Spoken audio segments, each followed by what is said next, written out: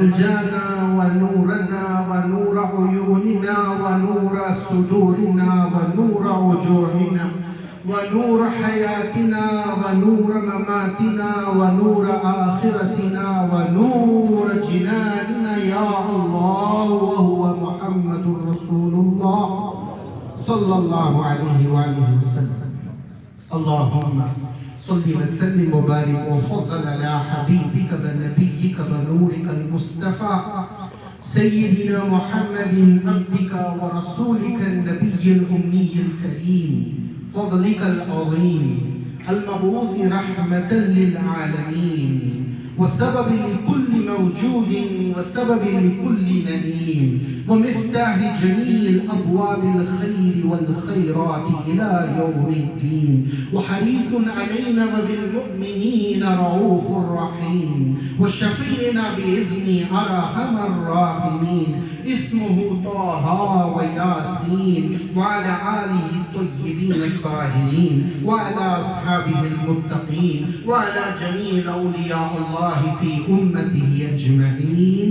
أما بعد، قال الله تعالى في القرآن المجيد: أعوذ بالله من الشيطان الرجيم، بسم الله الرحمن الرحيم، يا أيها الذين آمنوا ادخلوا في السلم كافة.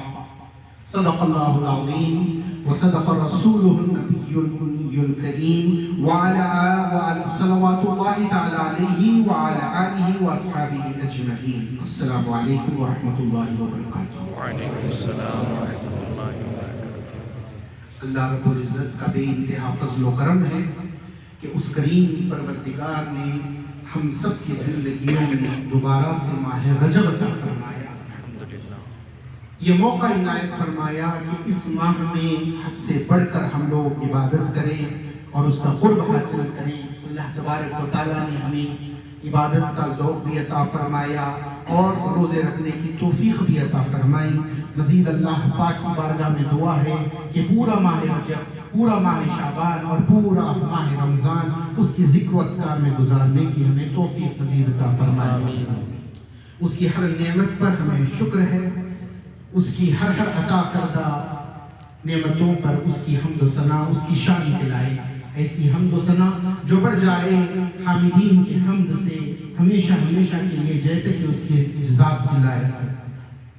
بس مختصر جس آیت پاک کی تلاوت کا شرف میں نے حاصل کیا وہ سورۃ البقرہ کی آیت نمبر 208 ہے. اس کا سہل اور آسان ترجمہ یہی ہے کہ اللہ تبارک و تعالیٰ ایمان والوں سے مخاطب ہے اور فرما رہا ہے: اے وہ لوگ جو ایمان لائے، پوری طرح سے اسلام میں داخل ہو جاؤ. پوری طرح سے، ہر اعتبار سے کلیتاً دائرے صلح و سلامتی میں داخل ہو جاؤ. اب ایک تو اس آیت میں اللہ تبارک و تعالیٰ یہ فرما رہا ہے: اے وہ لوگ جو ایمان لائے. ایمان لائے سے مراد کون ہے؟ وہی نا جنہوں نے اللہ اور اس کے رسول پر ایمان لایا، اللہ کو رب مانا، اللہ کو الہ مانا، اللہ کو واحد احد مانا. سمجھے؟ ربوبیت والا، سمدیت والا، احدیت والا، وحدت والا، قدرت والا، علم و حکمت والا مانا. اور اس کے حبیب جناب محمد رسول اللہ صلی اللہ علیہ وسلم کو اس کا سچا نبی، آخری رسول، آخری نبی مانا. یہ ماننے والے ہی کو خطاب ہے: اے وہ لوگ جو ایمان لائے، پوری طرح سے دائرہ اسلام میں داخل ہو جاؤ. اور یہ حکم کس کے لیے ہے؟ ہر مسلمان کے لیے، میرے اور آپ کے لیے بھی ہے. ہم مسلمان ہیں تو یہ حکم ہمارے لیے بھی ہے. اس بات کو ہمیں اچھی طرح سے سمجھ لینا ہے. یہ فرمان اللہ عز و جل کا ہے اور حکم ہمارے لیے ہے. اس پر عمل کریں گے تو ہمارے لیے کامیابی ہے، اس پر عمل نہیں کریں گے تو خسارے میں ہم رہیں گے، کوئی دوسرا نہیں رہے گا. یہ دورہ فتن ہے. یہاں پر طرح طرح کی فرقے ہیں، طرح طرح کے عقائد ہیں. سب اپنے من مانی طریقے پر چل رہے ہیں، جس کو جو صحیح لگا، جس کو خود سے جو صحیح لگا اس کو اختیار کیا ہوا ہے۔ یہ کوشش نہیں کرتے کوئی بھی کہ دین اسلام کو پوری طرح سے ویسا سمجھے جیسا اللہ کے رسول صلی اللہ علیہ وسلم نے ہمیں سمجھایا ہے، جیسا صحابہ نے سمجھا ہے، جو طریقے پر صحابہ اکرام کے دین اسلام پر اس طریقے کو اپنایا جائے۔ جب بندہ صحابہ کے طریقے پر رہے گا تو صحیح راستے پر رہے گا، صحابہ کے طریقے سے ہٹ جائے گا تو گمراہ ہو جائے گا۔ اللہ کے رسول صلی اللہ علیہ وسلم کا مبارک فرمان ہے کہ آقا کریم صلی اللہ علیہ وسلم نے فرمایا میری امت میں 73 فرقے ہوں گے، یہودیوں میں 71 فرقے، نصرانیوں میں 72 فرقے، اور حضور کی امت میں 73 فرقے ہوں گے، اور اس میں سے ایک ناجی فرقہ ہوگا، باقی 72 فرقے جہنمی ہوں گے۔ یہ اللہ کے رسول صلی اللہ علیہ وسلم کا فرمان ہے۔ اب صحابہ نے پوچھا یا رسول اللہ صلی اللہ علیہ وسلم وہ ناجی فرقہ کون سا ہے؟ تو اللہ کے رسول صلی اللہ علیہ وسلم نے فرمایا وہ فرقہ وہ ہے، ناجی فرقہ وہ ہے جو میرے اور میرے اصحاب کی طریقے پر، ان کی سنت پر ہو، میرے اور میرے اصحاب کے طریقے پر۔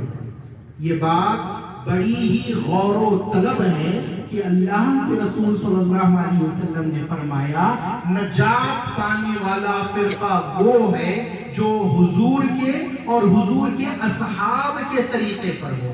جو کوئی حضور کے طریقے سے اور اصحاب کے طریقے سے بال برابر بھی پھر جائے گا تو گمراہی اس کی مقدر ہو جائے گی۔ اور یہی ہمیں پہچاننا ہے کہ آج دعویٰ کرنے والے دیندار تو چاروں طرف نظر آتے ہیں، وہ کون سا فرقہ ہے جو واقعیتاً اللہ کے رسول صلی اللہ علیہ وسلم کی سنت پر ہو اور اللہ کے رسول صلی اللہ علیہ وسلم کے صحابہ کی سنت پر ہو۔ ایک اور حدیث سنتے چلے جائیں۔ اللہ کے رسول صلی اللہ علیہ وسلم نے فرمایا میرے کل صحابہ ہدایت کے ستارے ہیں، میرے کل صحابہ ہدایت کے ستارے ہیں۔ کسی ایک کی بھی پیروی کرو گے، کسی ایک کو بھی فالو کرو گے تو تم نجات پاؤ گے۔ سمجھے؟ اب تحقیق کچھ باتیں آپ نے مجھ سے بارہا سنی ہوں گی، بہت سارے ایسے لوگ ہیں جو ہماری مجلس میں پہلی مرتبہ آئے ہیں، تو ان کی باتیں یہ دوبارہ سے ریپیٹ کر رہا ہوں، اور جنہوں نے یہ سبق سن کر بھلا دیا ہے ان کو یاد دلوا رہا ہوں، اور جو یاد رکھے ہوئے ہیں ان کو مزید اس میں تازگی عطا کر رہا ہوں۔ اللہ کے رسول صلی اللہ علیہ وسلم نے فرمایا، حافظ صاحب آپ اوپر بیٹھ جائیں۔ اللہ کے رسول صلی اللہ علیہ وسلم نے فرمایا میرے کسی بھی صحابی کو فالو کرو، یہ فلاں صحابی کو فالو کرو، اس صحابی کو فالو کرو، نہیں، کسی بھی صحابی کو، ٹھیک ہے؟ اب کل صحابہ کی تعداد 1,25,000، کتنے صحابہ ہوئے حضور کے؟ 1,25,000 صحابہ ہوئے حضور کے۔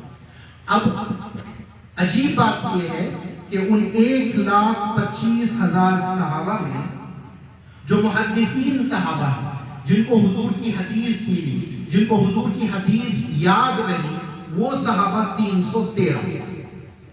سبحان اللہ۔ 1,25,000 صحابہ، سب کے پاس حدیث کا علم موجود نہیں، صرف 313 کے پاس حدیث رسول کا علم موجود ہے، اور وہ 313 میں فقیہ صحابہ، یعنی حدیث کا یاد رکھنا ایک چیز ہے، یعنی حدیث کا متن یاد رکھنا ایک چیز ہے، حدیث کی اصل سمجھ رکھنا دوسری چیز ہے، قرآن کو حفظ کرنا ایک چیز ہے، قرآن کا علم حاصل کرنا ایک چیز ہے۔ اس کو یوں سمجھیے آپ، دنیا بھر میں کئی حفاظ ہیں، حافظ قرآن ہیں، الحمد سے لے کر ناس تک مکمل قرآن اچھے طریقے سے پڑھتے ہیں، قرآن حفظ کیا ہوا ہے، لیکن یہ عین ممکن ہے کہ ایسے حافظ قرآن کو بھی ہو سکتا ہے کہ ایک آیت کا معنی بھی نہ معلوم ہو، یہ ممکن میں سے ہے۔ ایسے ہم نے بارہا حافظ قرآن دیکھے ہیں جن کو کوئی آیت پوچھ کر ان کا جواب مانگو تو وہ جواب نہیں دے سکتے، کیونکہ انہوں نے صرف قرآن کو یاد کیا ہے، قرآن کا معنی مفہوم مطلب نہیں جانتے۔ یہ قرآن کا علم حاصل کرنا اور چیز ہے قرآن کا حفظ کرنا اور چیز ہے، ٹھیک اسی طرح سے حدیث کا متن یاد کرنا اور چیز ہے، حدیث کو سمجھ کر اس کا مفہوم بیان کرنا دوسری چیز ہے۔ تو محدثین صحابہ 313 تھے، اور اس میں سے وہ صحابہ جو قرآن کا علم رکھتے تھے اور حدیث کا علم رکھتے تھے وہ صرف اور صرف 14۔ کوئی بات نہیں، سننے سے مقصد ہے، لائٹ سے مطلب نہیں ہے۔ حدیث رسول صلی اللہ علیہ وسلم بیان کی جائے تو بہت ہی ادب و احترام کے ساتھ توجہ ادھر ادھر نہیں کرنا ہے، کیونکہ یہ حدیث پاک کا مقام ہی کچھ ایسا ہے۔ اس کے تعلق سے ایک بات بتاتا چلوں، امام مالک کو آپ جانتے ہو، 4 اماموں میں سے ایک امام ہے، مدینے کے امام ہیں، امام مالک، سمجھے؟ امام مالک حدیث پڑھایا کرتے تھے، کہاں پر؟ مسجد نبوی سے۔ ایک مرتبہ یہ ہوا کہ مسجد نبوی میں آپ جلوہ گر تھے اور طلبہ حدیث پڑھا رہے تھے، بار بار آپ کا چہرے کا رنگ تبدیل ہوتا تھا، لال ہوتا تھا، بار بار ایسا ہوتا تھا، لیکن آپ نے حدیث کا درس جاری رکھا۔ جب حدیث کا درس ختم ہوا تو طلبہ نے پوچھا، حضرت آپ کے چہرے پر کیفیت بدلتی ہوئی دیکھی، ایک بار نہیں کئی مرتبہ دیکھی، آپ کا چہرہ سرخ ہو جاتا پھر نارمل ہوتا، سرخ ہوتا نارمل ہوتا، کیا سبب ہے؟ تو حضرت نے کہا کہ میرا کرتا تو اٹھا کر دیکھو، کوئی چیز ہے جو مجھے کاٹ رہی ہے۔ تو کرتا اٹھایا تو بچھو تھا، سمجھے؟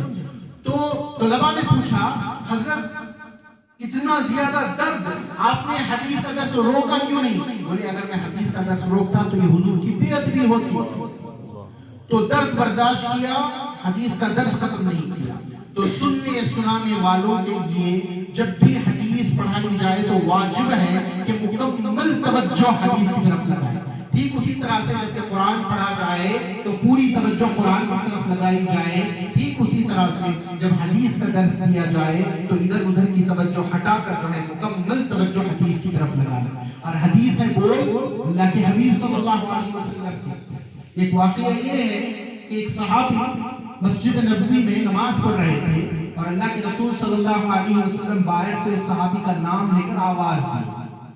پہلی مرتبہ جب آواز دیے صحابی کے کان میں حضور کی آواز پہنچی، اب ان کو یہ سمجھ میں نہیں آ رہا تھا کیونکہ فرض نماز پڑھ رہے تھے، نماز اللہ کا حق ہے، اللہ کا حق ہے نماز، اور وہ بھی فرض ہے، تو انہوں نے سوچا کہ میں جلدی جلدی نماز ختم کر کے اللہ کے رسول صلی اللہ علیہ وسلم کی طرف متوجہ ہوتا ہوں۔ 3 مرتبہ حضور پکار چکے اور پھر وہ نماز پڑھ کر باہر آئے تو حضور جا رہے تھے، تو اللہ کے رسول صلی اللہ علیہ وسلم سے معذرت کی، یا رسول اللہ صلی اللہ علیہ وسلم میں نماز پڑھ رہا تھا۔ تو اتنے میں اللہ کے رسول صلی اللہ علیہ وسلم نے جلال کی کیفیت میں ان سے فرمایا، کیا تمہیں اللہ نے یہ نہیں سکھایا کہ اللہ اور اس کے رسول جب آواز دے تو ہر کام کو چھوڑ کر ان کی طرف متوجہ ہو، نماز میں ہو تو نماز توڑ کر حضور کی طرف متوجہ ہو جائے۔ یہی اللہ پاک نے ہمیں قرآن میں سکھایا ہے، تو یہ بات ہم پر بھی لازم آتی ہے۔ آج تو حضور میں پکار نہیں رہے ہیں، لیکن جب کوئی بھی بندہ حضور کی حدیث سنائے تو ایک مسلمان پر واجب ہے کہ ہر چیز کو چھوڑ کر کان حضور کی حدیث کی طرف لگائے۔ یہی ایمان ہے، یہی ادب ہے۔ جس کے پاس یہ نہیں ہے وہ ایمان والا ہو ہی نہیں سکتا۔ سمجھ میں آ رہی ہے بات؟ تو یہ چند باتیں، علمی باتیں ہمارے عقیدے کو سنوارنے کے لیے، ہمارے ایمان کو بچانے کے لیے میں نے عرض کی۔ اب میں یہ کہہ رہا تھا کہ حضور نے فرمایا صحابہ تو 1,25,000، اس میں سے حدیث کا علم جاننے والے 313 اور حدیث کی سمجھ قرآن کا علم رکھنے والے صرف 14۔ ٹھیک ہے، حضور نے یہ نہیں فرمایا فقیہ صحابہ کو فالو کرو، حضور نے یہ نہیں فرمایا محدث صحابہ کو فالو کرو۔ وہ صحابی جس کے پاس نہ قرآن کا پورا علم ہو نہ حدیث کا علم ہو، صحابی ہو، فقط صحابی ہو، تب بھی اسے فالو کرو گے تو نجات مل جائے گی۔ تو اب عقل سوچنے پر مجبور ہوئی وہ کون سی چیز ہے جو ہر صحابی میں موجود ہے۔ کسی کے پاس قرآن کا علم ہے، کسی کے پاس کم یا زیادہ قرآن کا علم ہے، کسی کے پاس کم یا زیادہ حدیث کا علم ہے، لیکن کچھ صحابہ ان کے پاس قرآن کا فقہ کا علم نہیں ہے، فقہ نہیں ہے، حدیث کی سمجھ نہیں ہے، لیکن اس کے باوجود بھی صحابی ہیں۔ ان کو کو بھی فالو کریں گے تو نجات ملے گی. تو وہ کون سی شے ہے, وہ کون سا علم ہے, وہ کون سی ہدایت ہے, وہ کون سی ایمان والی چیز اس صحابی میں ہے کہ ان کو بھی فالو کرو تو نجات مل جائے گی. تو تحقیق سے پتا چلا کہ صحابی کے پاس قرآن کا علم ہو یا نہ ہو, حدیث کا علم ہو یا نہ ہو, ہر صحابی کے پاس ادب رسول, محبت رسول موجود ہے. اور اگر یہ ہے تو انسان نجات پالے گا, یہ نہیں ہے تو انسان علم حاصل کرنے کے باوجود بھی کچھ حاصل نہیں کر پائے گا.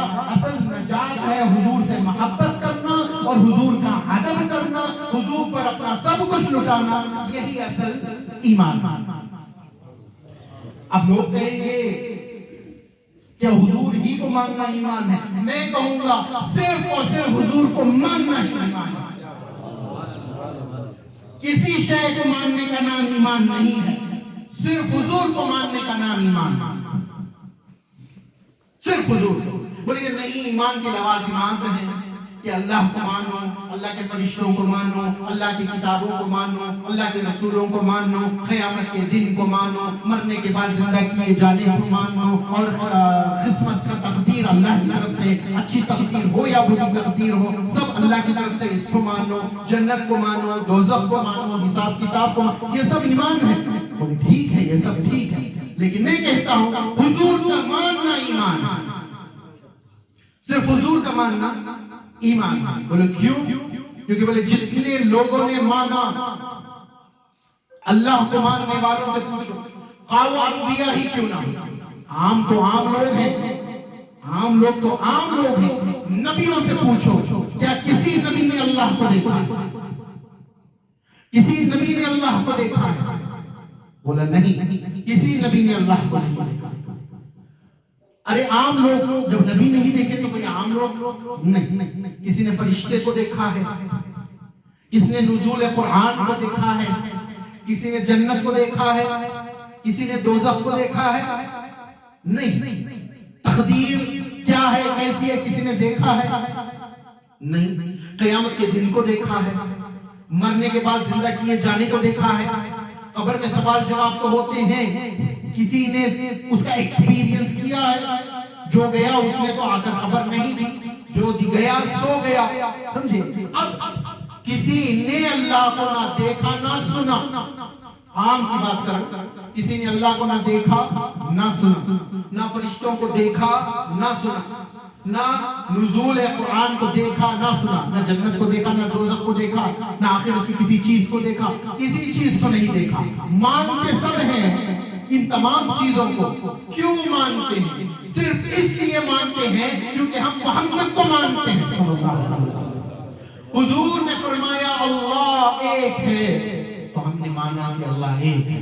حضور نے فرمایا اللہ کے فرشتے ہیں تو ہم نے مانا کہ اللہ کے فرشتے ہیں. حضور نے فرمایا کہ قیامت کا دن آنے والا ہے تو ہم نے مانا کہ یہ قیامت کا دن آنے والا ہے. حضور کی زبان مبارک سے کچھ قول نکلتے ہیں, حضور فرماتے ہیں کہ یہ قرآن ہے تو ہم اسے قرآن مانتے ہیں. حضور فرماتے ہیں یہ حدیث ہے تو ہم حدیث مانتے ہیں. ایک ہی زبان سے قرآن بھی نکل رہا ہے, اسی زبان سے حدیث بھی نکل رہی ہے. جس کو حضور قرآن کہے اس کو قرآن مانا جا رہا ہے, جس کو حضور حدیث کہے ان کو حدیث مانا جا رہا ہے. حضور نے فرمایا کہ جو کچھ آخرت میں ہونے والا ہے یہ کچھ ہونے والا ہے تو ہم نے مان لیا کہ یہ ہونے والا ہے. اگر توجہ سے, لاجیکل ریزننگ سے اپنی عقل کو جھنجھوڑ کر دیکھو تو ماننے والوں نے صرف محمد کو مانا ہے, ماننے والے نے صرف حضور کو مانا ہے. حضور کو مان کر اللہ کو مانا ہے, کیونکہ حضور کو پہلے مانا تب جا کر اللہ کو مانا ہے. اب مشرکین مکہ جتنے بھی تھے حضور کی پوری زندگی پر ان کی نگاہ تھی,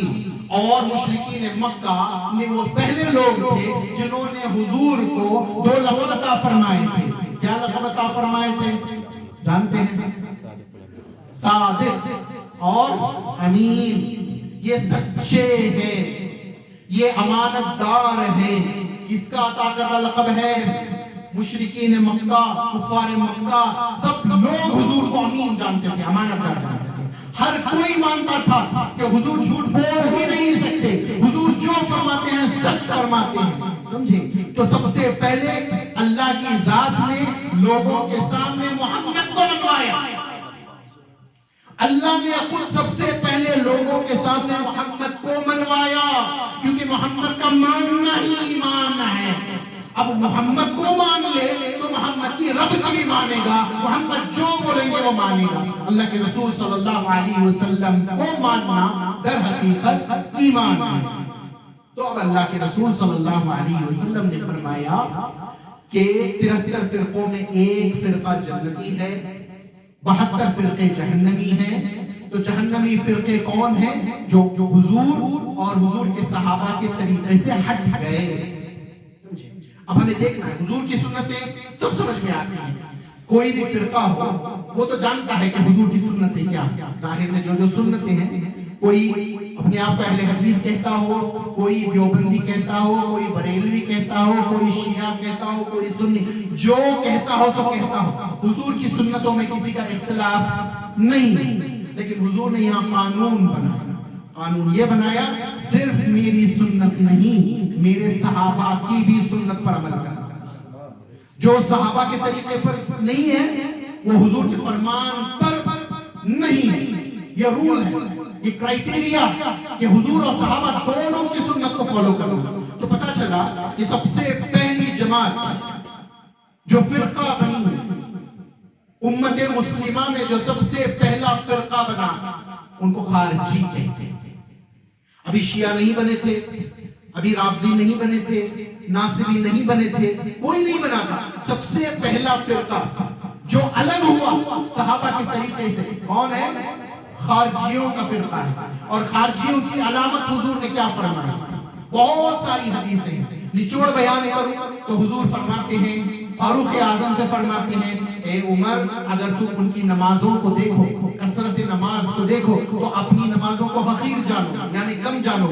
فاروق اعظم سے کہا جا رہا ہے کہ کمپیر اگر کرو گے ان کی نمازوں کو اور تمہاری نمازوں کو تو تمہاری نمازیں کم نظر آئیں گی، ان کی نمازیں زیادہ نظر آئیں گی، اور تمہارا قرآن کا پڑھنا کم نظر آئے گا، ان کا قرآن کا پڑھنا زیادہ نظر آئے گا۔ تعجب کی بات ہے، نماز پڑھ رہے ہیں، قرآن پڑھ رہے ہیں، پھر بھی حضور ان کو خارجی فرما رہے ہیں، جہنم کے کتے فرما رہے ہیں۔ اور حضور فرما رہے ہیں یہ خارجی ایسی جماعت ہے، وہ دین سے ایسے نکل چکے ہیں جیسے تیر شکار سے یا تیر کمان سے نکل چکا۔ یعنی تیر جب کمان سے نکلتا ہے تو کمان سے تیر کا تعلق ختم ہو جاتا ہے۔ تو حضور کیا فرما رہے ہیں؟ یہ خارجی دین سے ایسے نکل چکے ہیں جیسے تیر کمان سے نکل چکا، ان کا دین سے کوئی تعلق نہیں، نماز پڑھتے ہوئے بھی ان کا دین سے کوئی تعلق نہیں ہے، قرآن رات و دن پڑھتے ہوئے بھی ان سے دین کا کوئی تعلق نہیں ہے، توحید کی باتیں بیان کرنے پر بھی دین کا ان کو کوئی تعلق نہیں ہے، اللہ اللہ کرنے پر بھی دین سے ان کا کوئی تعلق نہیں ہے، کیونکہ یہ خارجی ہیں۔ خارجیوں کی علامت کیا ہے؟ سب سے پہلی چیز انہوں نے جس کا انکار کیا، انہوں نے خلافت کا انکار کیا، حضرت علی کی خلافت کا انکار کیا۔ قرآن سر پر اٹھایا اور کہا ہمارے لیے قرآن کافی ہے، ہمیں کسی خلیفے کی ضرورت نہیں۔ سب سے پہلی چیز جو خارجیوں نے کہ بولے کیا فرمایا؟ دوسرے لفظوں میں کہوں تو وہ پہلے لوگ ہیں جنہوں نے کہا ہمیں علی کی ضرورت نہیں، جبکہ اس دور میں یہ لازم تھا، یہ واجب تھا کہ علی کے دامن کو پکڑ ہے نا۔ یہ صحابہ کے طریق سے ہٹنے والی جماعت، علی کو خلیفہ ماننے سے انکار کرنے والی جماعت، سب سے پہلی چیز جو ہوئی علی کی ضرورت نہیں، ہمیں قرآن کافی ہے۔ اب ہمیں دیکھنا پڑے گا کہ آج بھی کوئی لوگ ایسی بولی بولتے ہیں کہ ہمیں قرآن کافی ہے، بولتے ہیں، دیکھنا پڑے گا۔ ہر کوئی کہنے والا اپنے آپ کو اہل سنت کہہ رہا ہے، چاہے وہ کسی بھی جماعت سے ہو، کہنے والا اپنے آپ کو اہل سنت کہہ رہا ہے۔ اب ہمیں دیکھنا پڑے گا کہ کون کہنے والا صحابہ کی سنتوں کا ہے۔ کیا صحابہ نے علی کو چھوڑا؟ ارے علی خلیفہ بنے چوتھے درجے میں، لیکن علی کو ابو بکر نے نہیں چھوڑا، عمر نے نہیں چھوڑا، عثمان نے نہیں چھوڑا، کسی نے نہیں چھوڑا۔ یہ کون سی جماعت آ گئی جو کہتی ہے کہ علی کی ہمیں ضرورت نہیں؟ پہلی بات سمجھے۔ دوسری بات، سب سے پہلے لوگ جنہوں نے حضور کی شفاعت پر ڈاؤٹ کیا کہ حضور آخرت میں فائدہ پہنچا سکتے ہیں، اس چیز پر ڈاؤٹ کرنے والی پہلی جماعت ہے وہ خارجی. سمجھے؟ صحابہ کے ساتھ یہ مناظرے کرنا چاہے، یہ ثابت کرنا چاہے وہ بھی صحابی رسول کو جنہوں نے دین حضور سے لیا ہے، ان سے مناظرے کرنے پر آ گئے کہ حضور فائدہ پہنچائیں گے، دنیا اور آخرت میں کیا حضور فائدہ پہنچاتے ہیں. یہ ڈاؤٹ پہلے پیدا کرنے والی جماعت ہے خارجیوں. اب ہمیں یہ دیکھنا پڑے گا کہ کوئی ایسی جماعت ہے جو حضور کی دنیا اور آخرت میں فائدہ پہنچانے کو ڈاؤٹ کرتی ہے، یہ دیکھنا پڑے گا. ٹھیک ہے، کیونکہ صحابہ کا یقین تھا کہ حضور دنیا اور آخرت میں حضور فائدہ پہنچاتے ہیں اور حضور ہی نجات کا ذریعہ ہے. سمجھے؟ حدیثیں سب پڑھتے ہیں لیکن دل میں نہیں اتارتے، آنکھ کان عقل کھول کر نہیں پڑھتے، طوطے کی طرح پڑھ کے آگے بڑھ جاتے ہیں تو کچھ سمجھ میں نہیں آتا. سمجھ میں آئی؟ اب دیکھیے ایک صحابی رسول وہ حضور کی بارگاہ میں تشریف لائے. حضور باہر سے اپنے گھر کی طرف جا رہے تھے تو یہ حضور کی دہلیز پر تھے. حضور کو انہوں نے سلام کیا، حضور نے ان کے سلام کا جواب نہیں دیا. اللہ کے رسول صلی اللہ علیہ وسلم گھر میں تشریف لے گئے. اب حضور کا سلام کا جواب نہ دینا ان کے اوپر قیامت ٹوٹ پڑی کہ حضور نے کیوں سلام کا جواب نہیں دیا. اور یہ پریشان وہیں پر کھڑے رہے، حضور نے میرے سلام کا جواب نہیں دیا، حضور نے میرے سلام کا جواب نہیں دیا. اس کے بعد تھوڑی دیر کے بعد اللہ کے رسول صلی اللہ علیہ وسلم نے گھر سے باہر تشریف لائے. چہرے پر مسکراہٹ تھی، چہرہ ٹمٹما رہا تھا خوشی کے مارے. اور اس صحابی سے حضور نے فرمایا، اے میرے صحابی کیا تم جانتے ہو آج مجھ پر کون سی صورت نازل ہوئی ہے؟ تو صحابی کہتے ہیں یا رسول اللہ آپ نے میرے سلام کا جواب کیوں نہیں دیا؟ یہ نہیں پوچھ رہے کہ کون سی صورت نازل ہوئی. حضور کے چہرے پر مسکراہٹ، کم سے کم حضور کی بات تو سن لیتے. بولے نہیں یا رسول اللہ آپ نے میرے سلام کا جواب کیوں نہیں دیا؟ وہ بات تو رہنے دو، کیا تم جانتے ہو آج مجھ پر سورہ فتح نازل ہوئی ہے؟ تو فرمایا یا رسول اللہ سورہ فتح کو بغل میں رکھیں، آپ نے میرے سلام کا جواب کیوں نہیں دیا؟ بولے تم جانتے ہو سورہ فتح مجھے دنیا کی تمام چیزوں سے زیادہ محبوب ہے. تم سورہ فتح کی اگر فضیلت کو جان لو گے دنیا ما سوا سے اس سورہ کو زیادہ محبوب رکھو گے. تو فرماتے ہیں صحابی یا رسول اللہ ضرور بھی ضرور سورہ فتح کی بڑی فضیلتیں ہوں گی، لیکن یا رسول اللہ مجھے بس یہ جاننا ہے کہ آپ نے میرے سلام کا جواب کیوں نہیں دیا؟ تو حضور نے فرمایا ایسی کوئی بات نہیں تھی، میں وضو سے نہیں تھا، میں نہیں چاہتا تھا کہ بے وضو میں اپنے رب کا نام لوں. وضو غیر وضو کی حالت میں اللہ پاک کا نام لوں، وہ بھی صفتی نام میں نہ لوں، یہ مجھے پسند نہیں تھا، اس لیے میں نے جواب نہیں دیا. تو اس واقعے سے یہ پتا چلا قرآن کے بارے میں حضور بتا رہے ہیں، حضور فضیلت قرآن کی بتا رہے ہیں، لیکن صحابی کو قرآن کی فضیلت نہیں حضور کی نسبت بھی پڑی ہے کہ حضور نے جواب کیوں نہیں دیا. یہ صحابہ کا طریقہ ہے. اور جو یہ کہتا ہے کہ ہمارے لیے قرآن کافی ہے حضور کی ضرورت نہیں، وہ خارجی ہے، صحابی کے طریقے پر نہیں. کیا کوئی ایسا بھی ہے آج جو قرآن کو ترجیح دیتا ہے حضور کی محبت ادب اور نسبت سے؟ تو دیکھنا پڑے گا کہ ہم کون سی جماعت میں موجود ہیں. سمجھ میں آ رہی ہے بات؟ پھر خارجی وہ پہلے لوگ ہیں جنہوں نے شاعر اللہ کو ختم کرنے کی کوشش کی. اللہ کی نشانیوں یعنی جو چیز کو دیکھ کر اللہ یاد آ جائے وہ شاعر اللہ ہے. شاعر اللہ میں نبیوں کے آثار بھی ہوتے ہیں، چاہے وہ موئے مبارک ہو، چاہے ان کے کپڑے ہو، ان کے نالین ہو، ان کی جگہ ہو، ان کی پیدائش کی جگہ، ان کی نماز پڑھنے کی جگہ، ان کی وفات کی جگہ وغیرہ وغیرہ وغیرہ. پھر اولیاء اللہ کے آثار ہوتے ہیں، اللہ کے نیک بندوں کے آثار ہوتے ہیں، جس کو شاعر اللہ کہتے ہیں، اللہ کی نشانی کہتے ہیں. تو صحابہ شاعر اللہ کی بڑی تعظیم کیا کرتے تھے.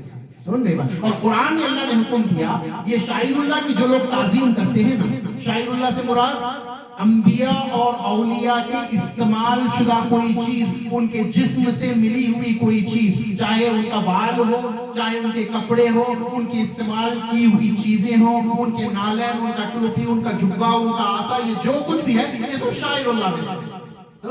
اور یہی کچھ صندوق سکینہ میں موجود ہے. قرآن میں جس صندوق کا ذکر ہے، صندوق وہ ایسا صندوق ہے جس کو فرشتے سر پر اٹھائے پھرتے ہیں، اور یہ وہ صندوق ہے جو پہلے یہودیوں کے پاس موجود تھا. کسی بھی جنگ میں جانے سے سے پہلے اس صندوق کو سامنے رکھ کر وہ اللہ کی بارگاہ میں اس صندوق کا وسیلہ دے کر دعا کرتے کہ اللہ تو ہمیں فتح دے دے، تو اللہ وہ دعا کو قبول فرما لیتا۔ یہ سارے دلائل قرآن کی نص سے ثابت ہے، حدیث میں قرآن سے ثابت ہے۔ صندوق سکینہ، اور وہ صندوق سکینہ میں کیا تھا؟ سب شاعر اللہ موجود تھا، سب شاعر اللہ موجود تھا۔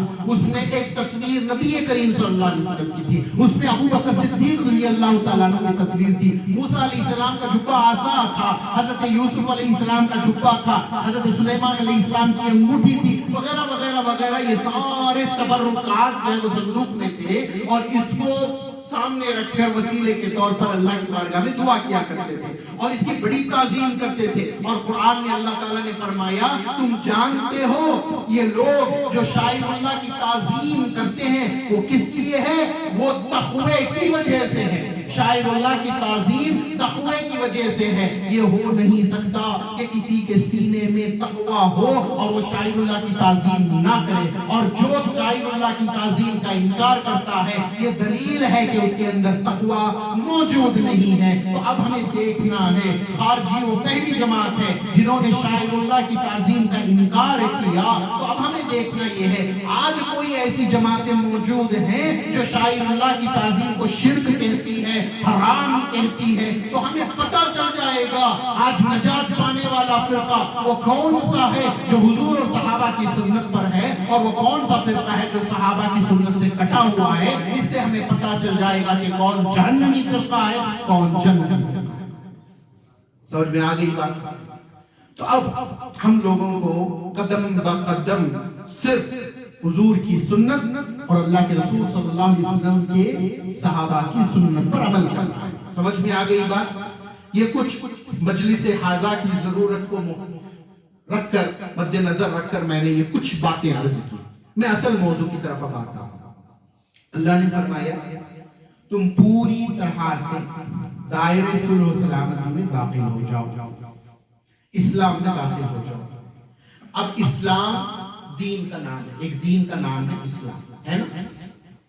اب اسلام میں کیا کیا ہے اس کو جاننا ہے تو ہمیں حدیث جبریل دوبارہ سے پڑھنی پڑے گی۔ کتنے لوگوں نے، کون کون ہے جو حدیث جبریل یاد رکھا ہوا ہے؟ اس مجمع میں حدیث جبریل کس کس کو یاد ہے؟ ہاتھ اٹھائے، جس کو یاد ہے وہ یاد، ہاتھ اٹھائے۔ اچھا، سب بھول گئے؟ اسی جگہ پر غالباً میں نے 3 مرتبہ حدیث جبریل بیان کی ہے نا، لیکن چلو ٹھیک ہے، برکتاً میں دوبارہ سے بیان کر دیتا ہوں۔ نئے لوگ جنہوں نے نہیں سنا ان کے لیے تفصیلاً بیان کر دیتا ہوں، جو بھول چکے ہیں وہ دوبارہ سے سن اور یاد رکھنے کی کوشش کریں، بھولے نا، اس مرتبہ یاد رکھیں، ٹھیک ہے انشاءاللہ۔ ہوا یہ کہ اللہ کے رسول صلی اللہ علیہ وسلم کے اس دنیا سے رخصت ہونے کے تقریباً 70 دن پہلے، کب کا واقعہ ہے؟ حضور دنیا سے پردہ فرمانے کے 70 دن پہلے کا واقعہ ہے۔ یعنی حضور مکہ کی پوری زندگی گزار چکے، 12 سال کی زندگی گزار چکے، مدینہ شریف کی بھی 10 سال کی زندگی گزار چکے، صرف 70 دن رہ گئے کہ اللہ کے رسول صلی اللہ علیہ وسلم کو اس دنیا سے رخصت ہونے کے لیے۔ اس وقت کا یہ واقعہ ہے۔ فاروق اعظم فرماتے ہیں یہ حدیث جو ہے 7 الگ الگ طرق سے روایت کی گئی ہے۔ اس کے راویوں میں سے عمر بن خطاب رضی اللہ تعالیٰ عنہ بھی ہیں، عبداللہ ابن عمر رضی اللہ تعالیٰ عنہ ہیں، عبداللہ ابن عباس رضی اللہ تعالیٰ عنہ ہیں، ابو ہریرہ رضی اللہ تعالیٰ عنہ ہیں۔ الگ الگ کتب حدیث میں الگ الگ چینز اس کے نریٹ کیے گئے ہیں، ٹھیک ہے؟ تو اب فاروق اعظم کی روایت میں پیش کر رہا ہوں۔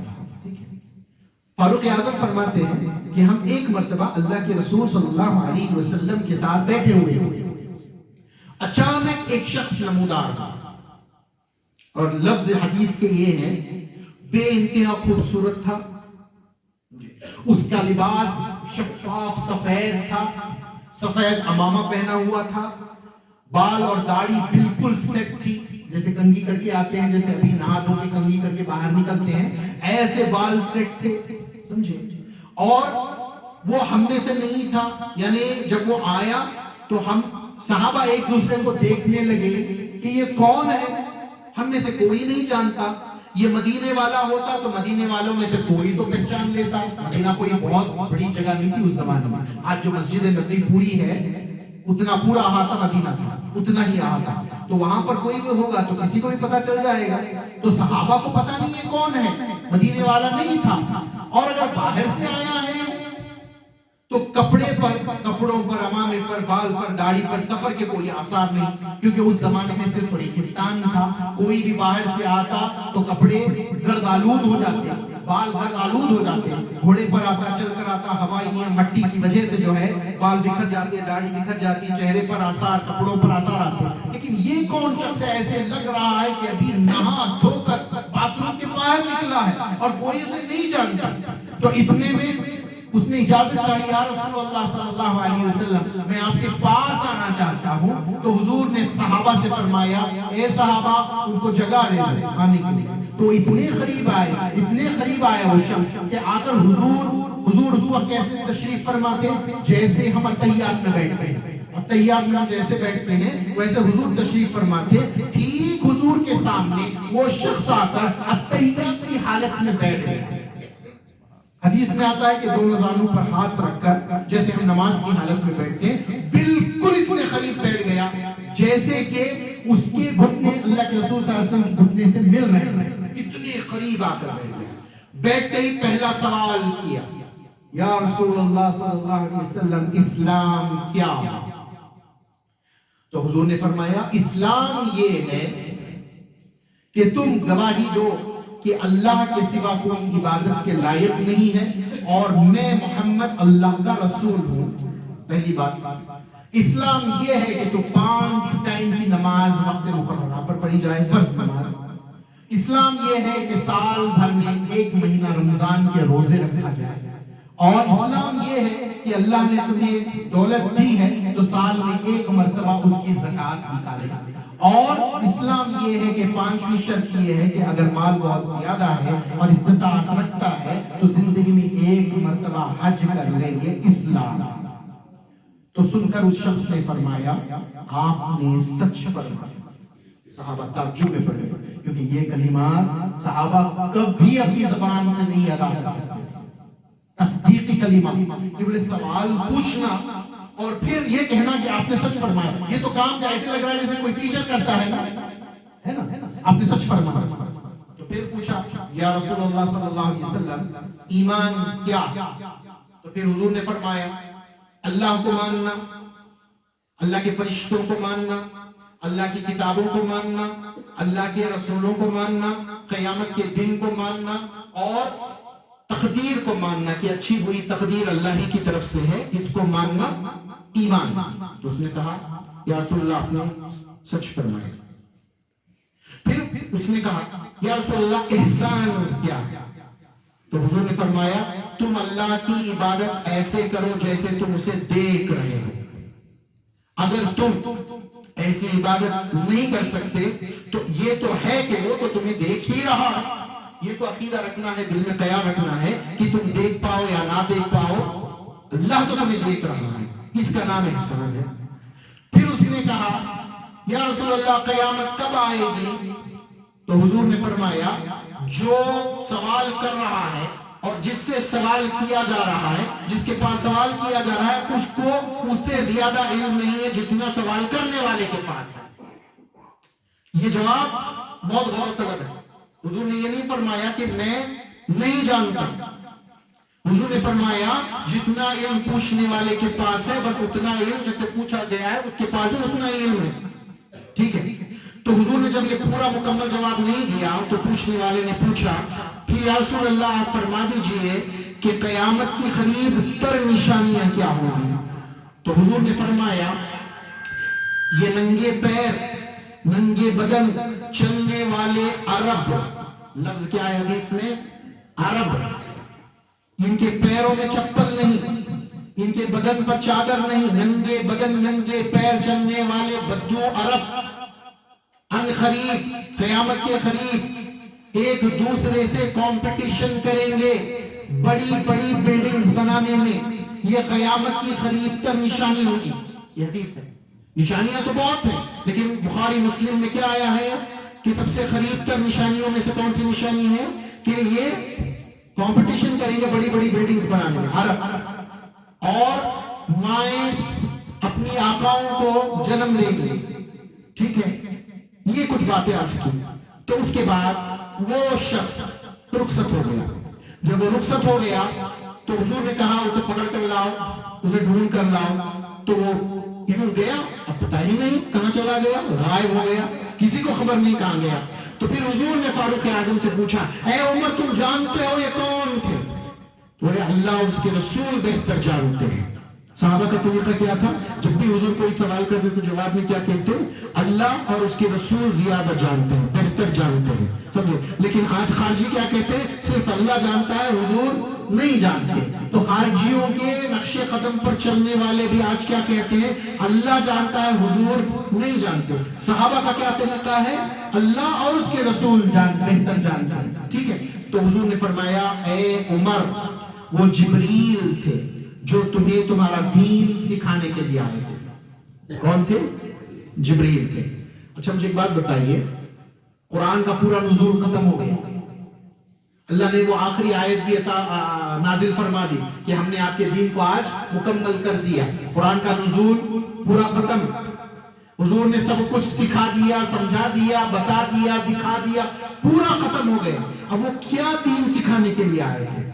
دین سکھانے کے لیے مطلب ریویژن کرنے کے لیے، پورے دین کا ایک ریویژن کرنے کے لیے. ریویژن سمجھتے ہیں نا، ہے نا، یاد دلانے کے لیے، دوبارہ سے مختصر انداز میں پورا دین یاد دلانے کے لیے. سمجھ میں ایک بات. تو اتنی سی حدیث جبریل. ٹھیک ہے. اب دین ہمارا جو ہے اس کو دین اسلام کہتے ہیں، اس کے ساتھ 4 سبجیکٹس بنے. اس حدیث کے مطابق 4 سبجیکٹس بنے. پہلا سبجیکٹ کا نام ہی اسلام، یہ بیسک ہے. اس پر چلنے والے کو قرآن کیا کہتا ہے؟ مسلم. کیا؟ مسلم. دوسرے اس کے اوپر یوں مان لو کہ یہ نرسری کا سبجیکٹ ہے. نرسری آپ جوائن کرتے ہیں اسکول میں تو پہلے کلاسز کیا ہوتے ہیں؟ نرسری کے ہوتے ہیں. تو دین میں نرسری ہے کیا؟ اسلام. پھر پرائمری کی باری آتی ہے. پرائمری کا مطلب کیا؟ کون سا ہے دوسرا سبجیکٹ؟ ایمان. پھر اس کے بعد جو آتا ہے ہائی اسکول کا سبجیکٹ، تیسرا آتا ہے گریجویشن کا، کیا ہوتا ہے وہ؟ احسان. اسلام پر چلنے والے کو قرآن نے کیا کہا؟ مسلم. دوسرے سبجیکٹ ایمان پر چلنے والے کو قرآن نے کیا کہا؟ مومن. ٹھیک ہے. اور تیسرا سبجیکٹ احسان. احسان پر چلنے والے کو قرآن نے کیا کہا؟ محسن. یہ لفظ قرآن کے ہے نا، مسلم بھی قرآن میں ہے، مومن بھی قرآن میں ہے، محسن بھی قرآن میں ہے. ٹھیک ہے. چوتھا سبجیکٹ ہے آخر الزمان کا علم حاصل کرنا، اس کی نشانیاں معلوم کرنا، فتنہ آخر الزمان کو سمجھنا اور اسے بچنے کی کوشش کرنا. تو اللہ تعالیٰ قرآن میں سورہ بقرہ میں آیت نمبر 208 میں یہی فرما رہا ہے، اے وہ لوگ جو مجھے واحد رب مان چکے ہیں، جو محمد کو میرا آخری نبی اور رسول مان چکے ہیں، تم اسلام میں پوری طرح سے داخل ہو. اسلام کے ہر سبجیکٹ کو عمل کرو، ہر سبجیکٹ میں داخل ہو، ہر سبجیکٹ کا علم حاصل کرو، ہر سبجیکٹ پر عمل کرو، تب جا کر تم کامل ہو جاؤ گے. پوری سلامتی کے دائرے میں اگر آنا ہے تو یہ 4 سبجیکٹ میں پاس ہونا ہے. اگر آپ ہی فیصلہ کریں کہ کسی بھی اسکول میں آپ 6 سبجیکٹس ہوتے ہیں، ایک سبجیکٹ میں آپ نے ڈسٹنکشن میں پاس کر لیا، بقیہ سبجیکٹ میں فیل ہو گئے، تو کیا آپ پاس ہیں یا فیل ہیں؟ فیل ہے نا. ایک سبجیکٹ میں فیل ہو گیا کوئی بندہ تو پاس ہے یا فیل ہے؟ فیل ہے نا. تو ایسا کیسے ہو سکتا ہے کہ بندہ صرف اسلام پر عمل کرے؟ ایسا کیسے ہو سکتا ہے کہ بندہ صرف ایمان پر عمل کرے؟ ایسا کیسے ہو سکتا ہے کہ بندہ احسان پر عمل کرے؟ ایسے کیسے ہو سکتا ہے کہ صرف آخر الزمان کے بارے میں جانے اور اس پر عمل کرے اور باقی سبجیکٹس کو بھول جائے؟ یہ نہیں ہو سکتا. انسان کو کامیاب اگر ہونا ہے تو اسلام، ایمان، احسان اور آخر الزمان، ان تمام کے علوم کو حاصل کرنا اور تمام پر عمل کرنا ہمارے لیے واجب ہے. یہی ہمارے لیے نجات کا ذریعہ ہے. سمجھ میں آ گئی بات؟ سمجھ میں آ گئی؟ اب ہمیں یہ جاننا ہے نا کہ یہ کیا سبجیکٹس ہیں، کیا ہے. اور ہمارا حال دیکھو تو نرسری کے سبجیکٹس میں ہم فیل ہیں. نرسری کے سبجیکٹس میں ہم فیل ہیں. سمجھے؟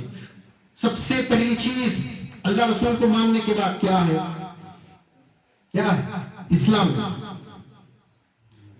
اللہ رسول کو ماننے کے بعد توحید کے بعد کیا ہے؟ نماز. کیا ہم نماز میں ہی کامیاب ہیں؟ کیا ہم 5 وقت کی نماز پڑھتے ہیں؟ ہمیں خوف ہی نہیں ہے, ہمارے پاس ٹائم ہی نہیں ہے. ہم کس کے لیے پیدا ہوئے؟ اللہ رب العزت کے ہے نا. کوئی اور وجہ ہے کیا؟ نہیں. اچھا, ہم بیوی کا حق ادا کرنا جانتے ہیں, ہم دوستوں کا حق ادا کرنا جانتے ہیں, ہم اپنے نفس کی خواہشات, اپنے جسم کی ضروریات پورا کرنا جانتے ہیں. جس ذات نے ہمیں یہ پورا وجود دیا ہے, ہمیں زندگی دی ہے, اس کا ہم پر کوئی حق نہیں. حق تو حقیقت سب سے بڑھ کر ہے ہی اللہ تبارک و تعالی. حق صرف اللہ کا ہے نا. اللہ کے لیے حق حضور صلی اللہ علیہ وسلم کا ہے. اللہ کے لیے حق اولیاء اللہ کا ہے. اللہ کے لیے حق قرآن کا ہے. اللہ کے لیے حق ماں باپ کا ہے. اللہ کے لیے حق بیوی بچوں کا ہے. اللہ کے لیے حق رشتہ داروں کا ہے. اللہ کے لیے حق پڑوسیوں کا ہے. اللہ کے لیے حق دیگر مخلوقات کا ہے. یہ جتنے حقوق ہم گنوا رہے ہیں یہ صرف اور صرف اللہ کے لیے. اب اللہ ہی کا حق بھول جائیں پھر ہم مسلمان کیسے؟ اب ہم اکثریت یہاں پر اہل سنت والجماعت بریلوی مکتب فکر کی ہے, ٹھیک ہے, اکثریت. میں پوچھتا ہوں 11ویں کرتے ہیں لوگ, دعویٰ یہ ہے کہ ہم عبد القادر جیلانی رحمۃ اللہ تعالی علیہ پر فدا ہوتے ہیں, غوث پاک پر فدا ہوتے ہیں, محبت کرتے ہیں. یہی ہمارا دعویٰ ہے. تو غوث پاک کے 2 فرمان سنتے جاؤ. ایک فرمان غوث پاک کا یہ, پوری زندگی میں دیکھا گیا کہ آپ نے بے نمازی کے ہاتھ سے کبھی پانی تک لینا پسند نہیں کیا. دوسرا آپ کا حکم یہ ہے جو بے نمازی ہے اس کو مسلمان کے قبرستان میں مت دفناؤ. یہ فرمان کس کا ہے؟ غوث پاک کا. بے نمازی کو مسلمانوں کے قبرستان میں مت دفناؤ. جو پیاس کے وقت بے نمازی کے ہاتھ سے پانی نہیں لینا پسند کر رہے ہیں ان کی گیانی قبول کر لیں گے. جس کو وہ اپنا مان ہی نہیں رہے ہیں ان کو قیامت میں اس کی سفارش کریں گے. سوچنے والی بات, یہ کون سے عقیدے پر ہم آ گئے کہ ہم کچھ کریں یا نہ کریں ہمارا بیڑا پار. یہ کس نے عقیدہ دیا؟ حضور نے, صحابہ نے, غوث پاک نے نہیں. غوث پاک کا ایک فرمان ہے, مرید ہی لاتا میرے مرید بے خوف ہو جا, میرے مرید خوف نہ کر. اب کسی کے لیے کہا یہ؟ مرید کے لیے, میرے اور آپ کے لیے کہا. سب سے پہلے ہمیں دیکھنا یہ پڑے گا کہ کیا ہم اس لسٹ میں موجود ہیں جس کو بے فکری کا اعلان غوث پاک کر رہے ہیں. دیکھنا پڑے گا نا کہ ہم اس جگہ پر ہیں یا نہیں ہیں. اور حضور آپ کا مرید کون ہے؟ سوال کیا گیا آپ کا مرید کون ہے؟ تو فرمایا میرا مرید وہ ہے جو کڑاکے کی سردی والی رات کی پوری رات اللہ کے قیام کے لیے کھڑا ہو جائے, اللہ کی عبادت کے لیے کھڑا ہو جائے, اور گرمی والے دن بھی اللہ کی رضا کے لیے روزہ رکھے. یہ فرض نماز اور فرض روزے کی بات نہیں ہو رہی ہے. سردی والی رات بھی اسے اللہ کے قیام سے نہیں روک سکتی, اور گرمی والا دن بھی اللہ کے لیے روزہ رکھنے سے اسے روک نہیں سکتا. ایسا شخص میرا مرید ہے. تو سمجھیے اس بات کو کہ جو بندہ کڑاکے کی سردی والی رات میں رات بھر اللہ کی عبادت کرے وہ کیا فرض نماز چھوڑ دے گا؟ اور جو گرمی والے دن کا روزہ رکھے کیا وہ فرض روزہ چھوڑ دے گا؟ ایسا تو ہرگز نہیں ہو سکتا. کہ غوث پاک کا مرید وہ ہے. فرض پر عمل کرنا تو ایک بیسک چیز ہے. وہ رات بھر اللہ کے روبرو سجود ہوگا, اللہ کے لیے روزہ رکھے گا.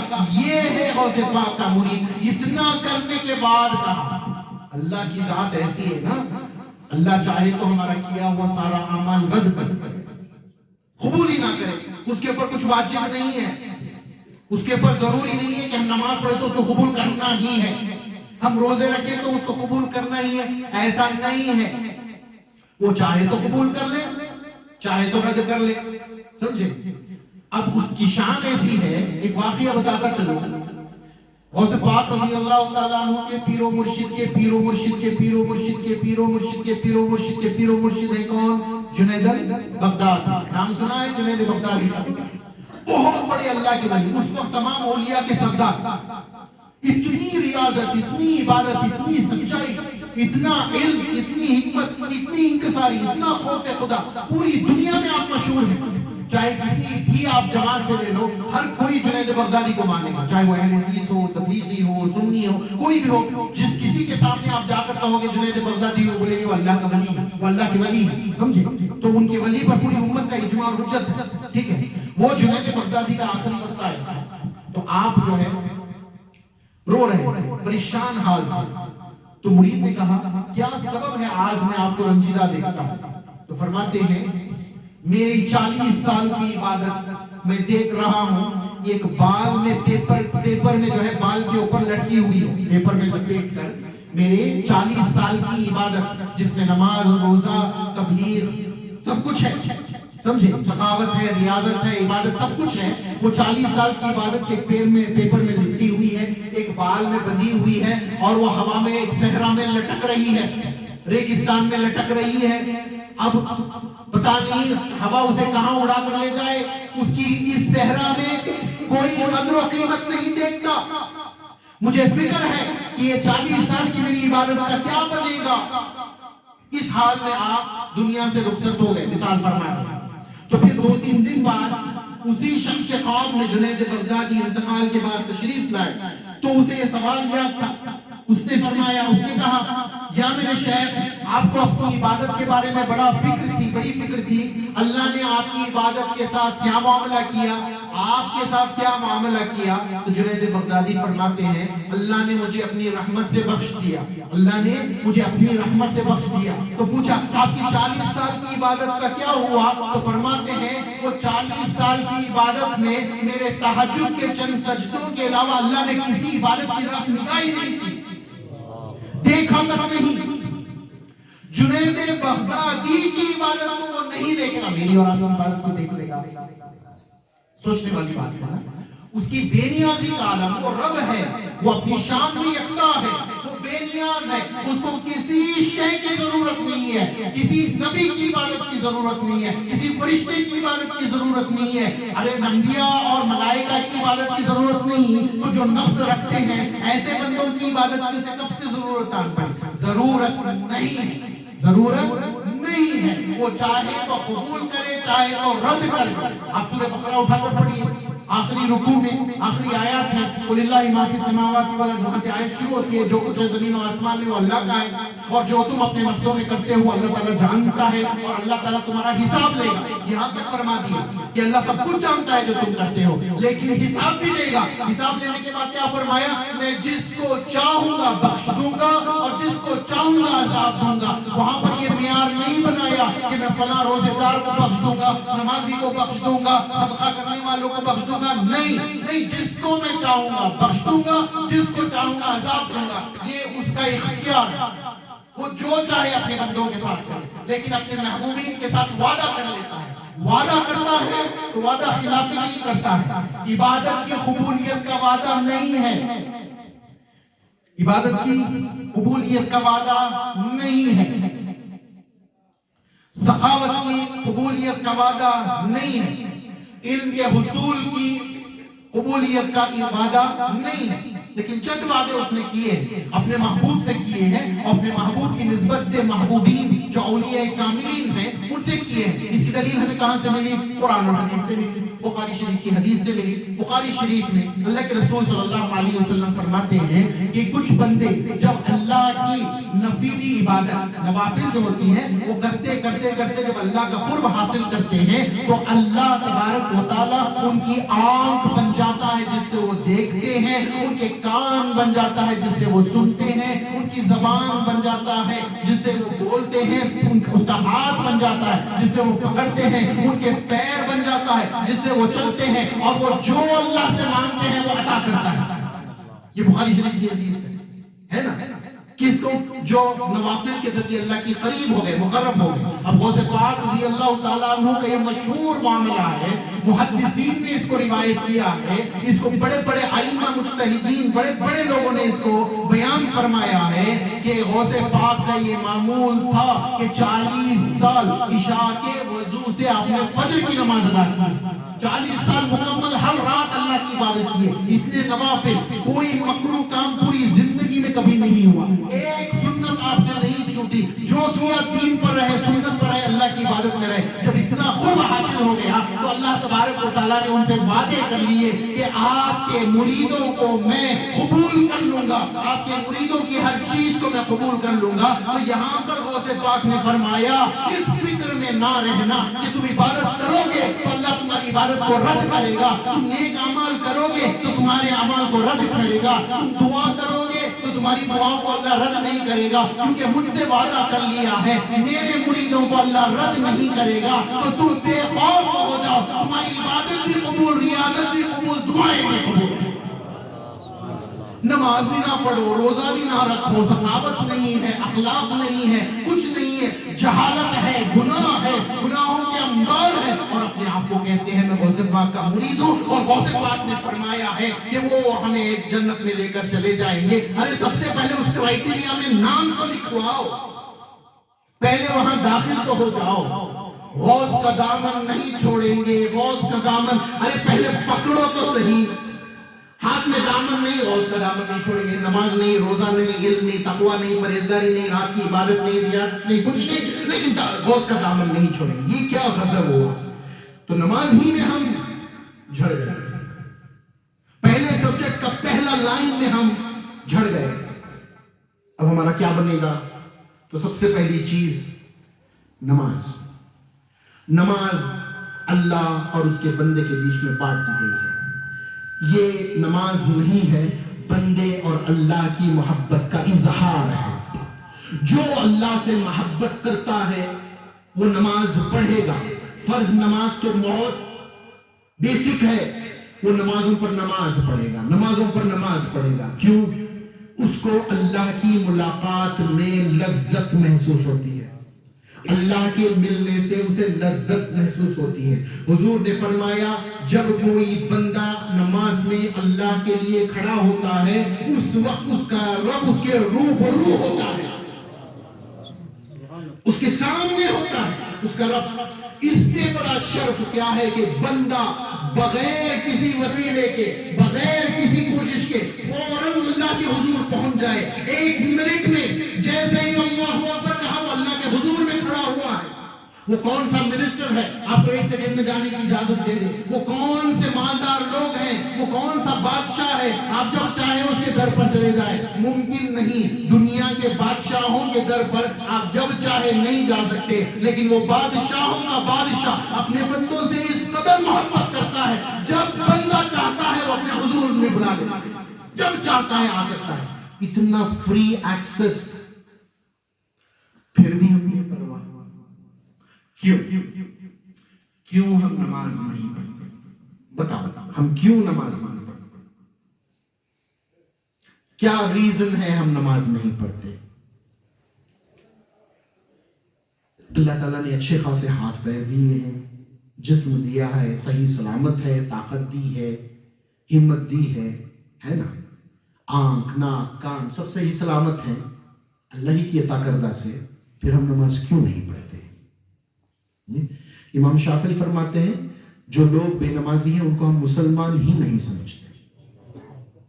سمجھ نہیں بات, اتنا امپورٹنٹ ہے. روزے اکثر میں نے دیکھا ہے بے نمازی بھی رکھ لیتے ہیں, بے نمازی بھی روزے رکھ لیتے ہیں, سمجھے, لیکن افضل العبادت جو ہے وہ نماز ہے. روزے سے افضل عبادت نماز ہے. سمجھ میں آئی بات؟ تو آج سے ہم لوگوں کو اللہ کی محبت میں اللہ سے ایک وعدہ کرنا ہے کہ ہم نماز نہیں چھوڑیں گے. کیوں چھوڑے بھائی؟ پہلا سوال ہی قیامت کے دن نماز کا ہے. اسی میں کچھ نہیں تو پھر کچھ نہیں. آپ کوئی سبجیکٹ اٹھائیں گے نا, اس کے بغیر کامیابی نہیں, نماز کے بغیر کامیابی نہیں. نماز بیسک ہے. آپ کسی لیول پر چلے جائیں, آپ وقت کے خطب الاقطاب ہو جائیں, वलियों के सरदार हो जाएं, तब भी नमाज आपको नहीं माफ, आप नमाज नहीं छोड़ सकते। दुनिया भर के नेक अमाल कर दिए। जो इंसान 500 बरस में जितनी इबादत, जितनी सखावत, जितनी दीन की खिदमत कर सकता है, इतना आपने 40 साल की उम्र में कर दिया, मान लो। अब आप नहीं कह सकते कि मैं थोड़ा बूढ़ा हो रहा हूं, मुझे अब रुखसत हो, नहीं, मरते दम तक नमाज। अल्लाह बंदे को अपने सामने तलब करता है जब तक कि उसकी सांस में सांस है। आप खड़े होकर नमाज नहीं पढ़ सकते, बैठकर नमाज पढ़ो। बैठकर नहीं पढ़ सकते, लेट कर पढ़ो। लेट कर भी नहीं पढ़ सकते, इशारों से पढ़ो। हर हाल में नमाज पढ़ो। नमाज किसी वक्त, किसी सूरत, किसी हाल में माफ नहीं है। क्यों? ये अल्लाह की मोहब्बत है कि मैं मेरे बंदे से मोहब्बत करता हूं और मैं चाहता हूं कि मेरा बंदा मेरे सामने मौजूद रहे। अल्लाह चाहता है कि बंदा उसके रूबरू रहे, ये उसकी मोहब्बत का इजहार है। हम कैसे बेवफा निकले कि उसके बुलाने के बावजूद भी उसकी तरफ पीठ करते हैं, उसके नाफरमान बनकर उससे उम्मीद रखते हैं कि हमारी परेशानियां दूर हो। उसकी नाफरमानी करकर हम चाहते हैं कि अल्लाह हमें इज्जत दे, हमें दौलत दे, हमें शोहरत दे, हमें बीमारियों से बचा, हमें मुसीबत से बचा, दुश्मनों से बचा। उम्मीदें तो सारी उसी के साथ और उसकी नाफरमानी भी। ये कैसे मुमकिन है? तो हमें चाहिए कि हमें नमाज पढ़नी चाहिए। बहुत ज्यादा मत पढ़िए, मुख्तसर पढ़िए, जितना फर्ज है उतना ही पढ़ लीजिए। अगर बहुत ज्यादा प्रॉब्लम है तो फर्ज नमाज और वाजिबात पढ़ लीजिए। शुरू में छोटे छोटे सूरे पढ़कर नमाज पढ़ लीजिएगा, समझे? नमाज तो पढ़ लीजिएगा, हर हाल में जहां हो वहां पढ़ लीजिएगा। नमाज एक मत छोड़िए। क्यों? असल राज नमाज में। नमाज क्या है पता है? नमाज एक चार्जिंग पॉइंट है इंसान के अंदर। जिस तरह से फोन आपके पास है, आईफोन है, तरह तरह के उसके अंदर फीचर्स मौजूद हैं, फोन बहुत खूबियां उसके अंदर मौजूद हैं, लेकिन अगर उसमें चार्ज नहीं तो वो एक टुकड़ा है, एक डिब्बे जैसा है, कोई उसका फायदा नहीं है। अगर उसमें चार्ज नहीं तो कोई फायदा नहीं है। अगर वो चार्ज हो जाए तो उसका कमाल जाहिर होता है ना?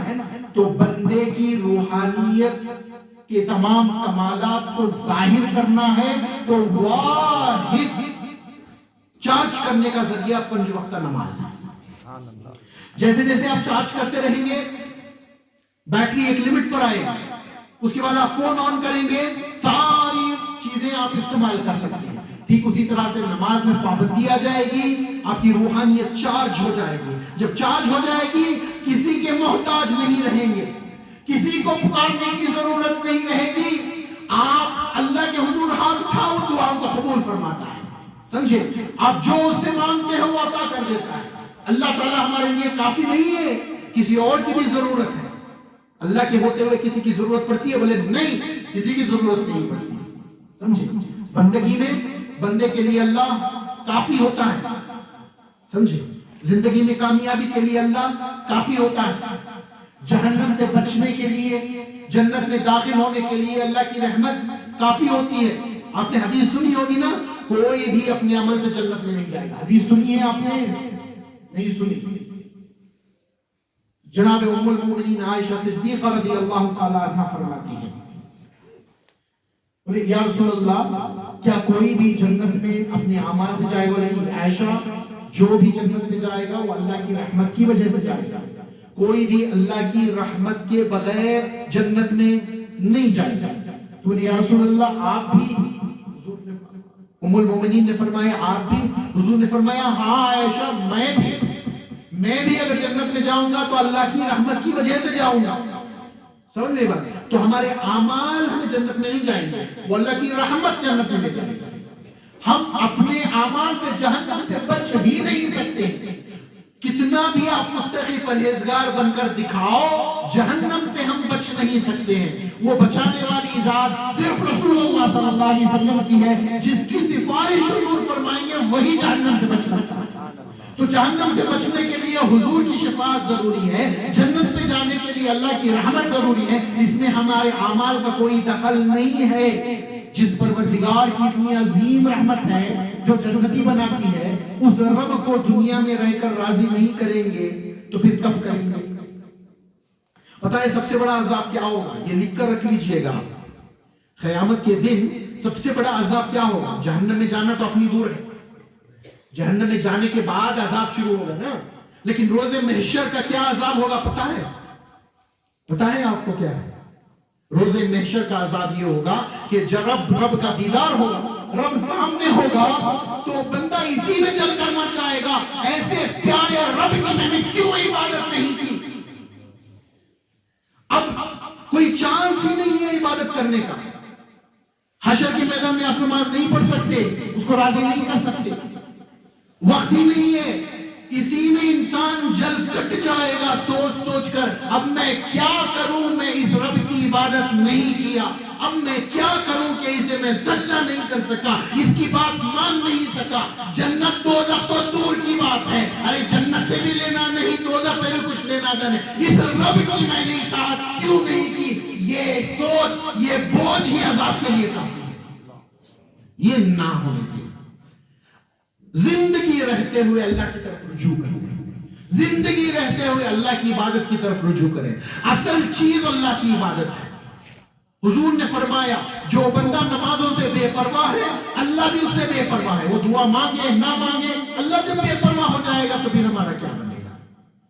एक घंटा हम नहीं दे सकते अल्लाह के लिए 24 घंटे में। वो क्या है जो हमें नमाजों से रोक देता है? 5 वक्त की नमाज, कितने बड़े वईद हैं, अजाब कितना बड़ा है नमाज नहीं पढ़ने पर। खबर में ही अजाब शुरू हो जाता है ना। हशर का अजाब अलग से, जहन्नम का अजाब अलग से। तो ये क्यों हम चैलेंज ले रहे हैं इतना बड़ा, मतलब हम लोग ये क्यों ये पंगा ले रहे हैं, है ना? आपकी लैंग्वेज में बोल रहा हूं, अक्लमंद तो ऐसा नहीं कर सकता ना, इतना बड़ा डेयरिंग तो नहीं हो सकता अक्लमंद ये अल्लाह उसके रसूल से ही जंग छेड़ दे, है ना?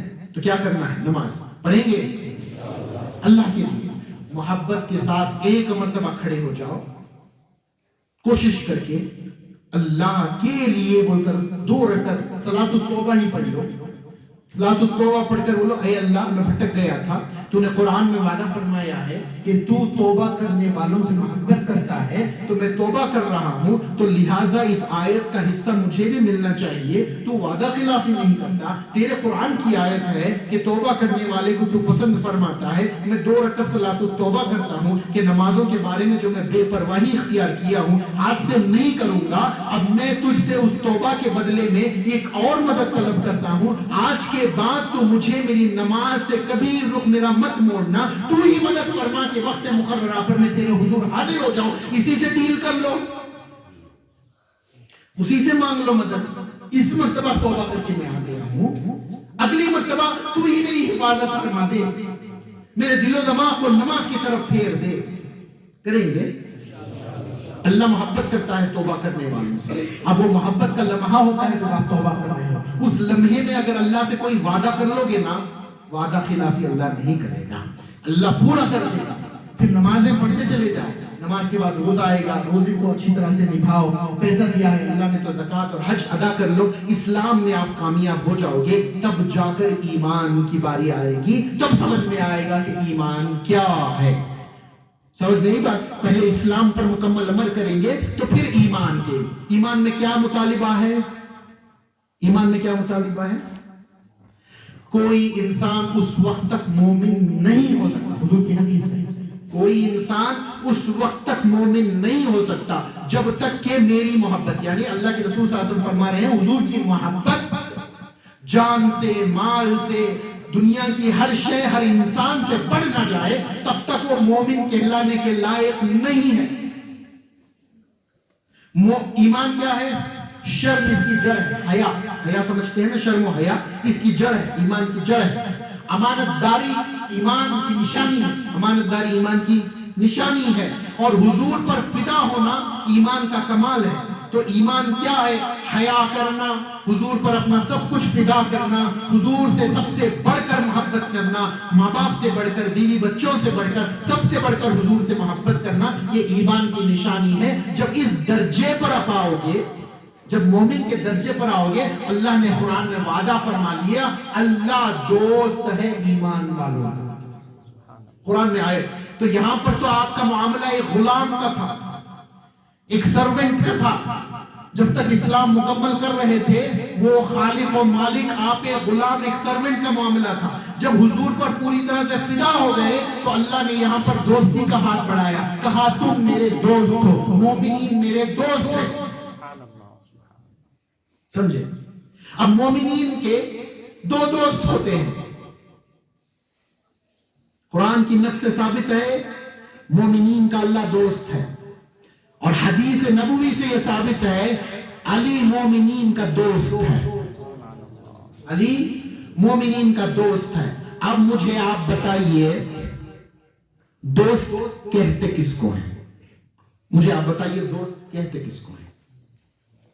کوئی بھی بتائے، نہیں دوست نہیں جانتے، صرف دشمن ہے کیا زندگی میں؟ دوست نہیں جانتے، دوست کون ہوتا ہے؟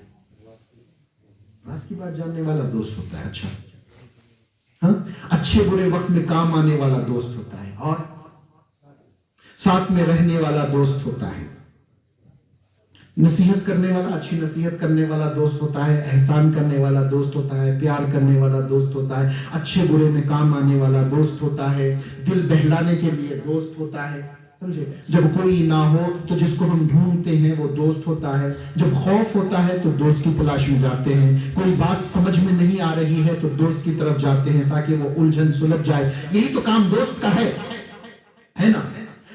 قرآن کی نص سے اللہ فرما رہا ہے مومنین کا دوست اللہ ہے، اور حدیث کی نص سے ثابت ہو رہا ہے کہ مومنین کا دوست علی ہے، سمجھے؟ دو علی ہیں، اللہ کا نام بھی علی ہے نا؟ ہے نا؟ جانتے ہیں علی کے معنی؟ لطف سے ایک برکت کے لیے بات کہوں، علی کی زوجہ فاطمہ علی ہے، علی کے بیٹے حسنین، امام حسن امام حسین علی ہے، علی کا نبی علی ہے، علی کا رب بھی علی ہے، سمجھے؟ کیا معنی؟ علی کے معنی اعلیٰ کیا،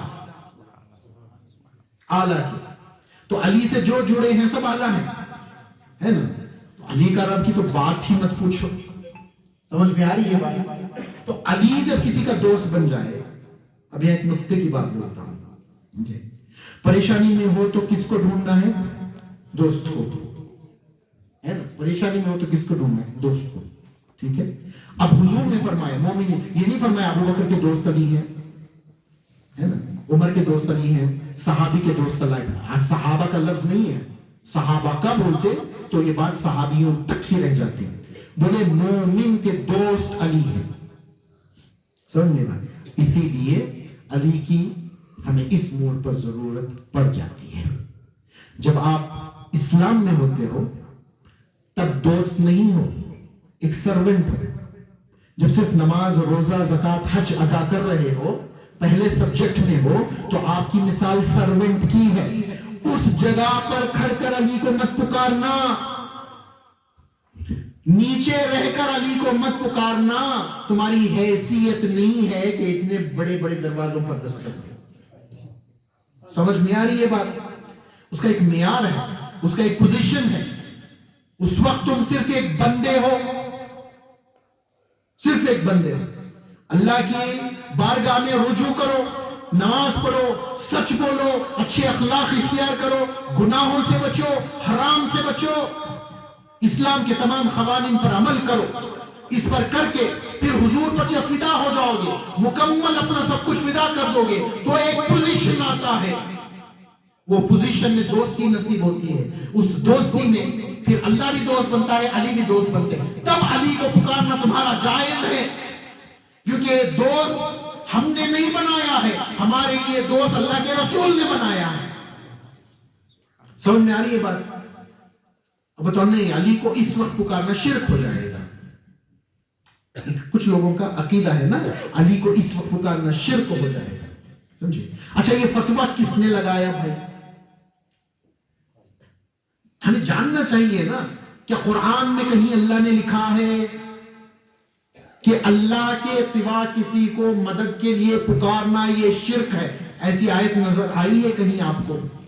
یا حضور نے فرمایا ہے کہ اللہ کے سوا کسی کو پکارنا شرک ہے، یہ حدیث میں آیا ہے؟ نہیں، آپ نے کچھ آیتوں کا نچوڑ اپنی طرف سے یہ اخذ کیا ہے۔ کن کن باتوں سے پروف کیا دیتے ہیں کہ کسی کو بھی اللہ کے سوا پکارنا شرک ہے؟ تو ایک آیت پڑھتے ہیں قرآن کی، سمجھے، اللہ کے مد مقابل ہو کر، من دون اللہ ہو، کیا ہو کر؟ اللہ کے مد مقابل جب ہو جاؤ گے تو جان لو تمہارا کوئی نہ دوست ہے جسے تم پکار سکتے ہو، نہ کوئی تمہارا مددگار ہے جسے تم پکار سکتے ہو۔ یہ آیت کس کے لیے آئی؟ کافروں کے لیے۔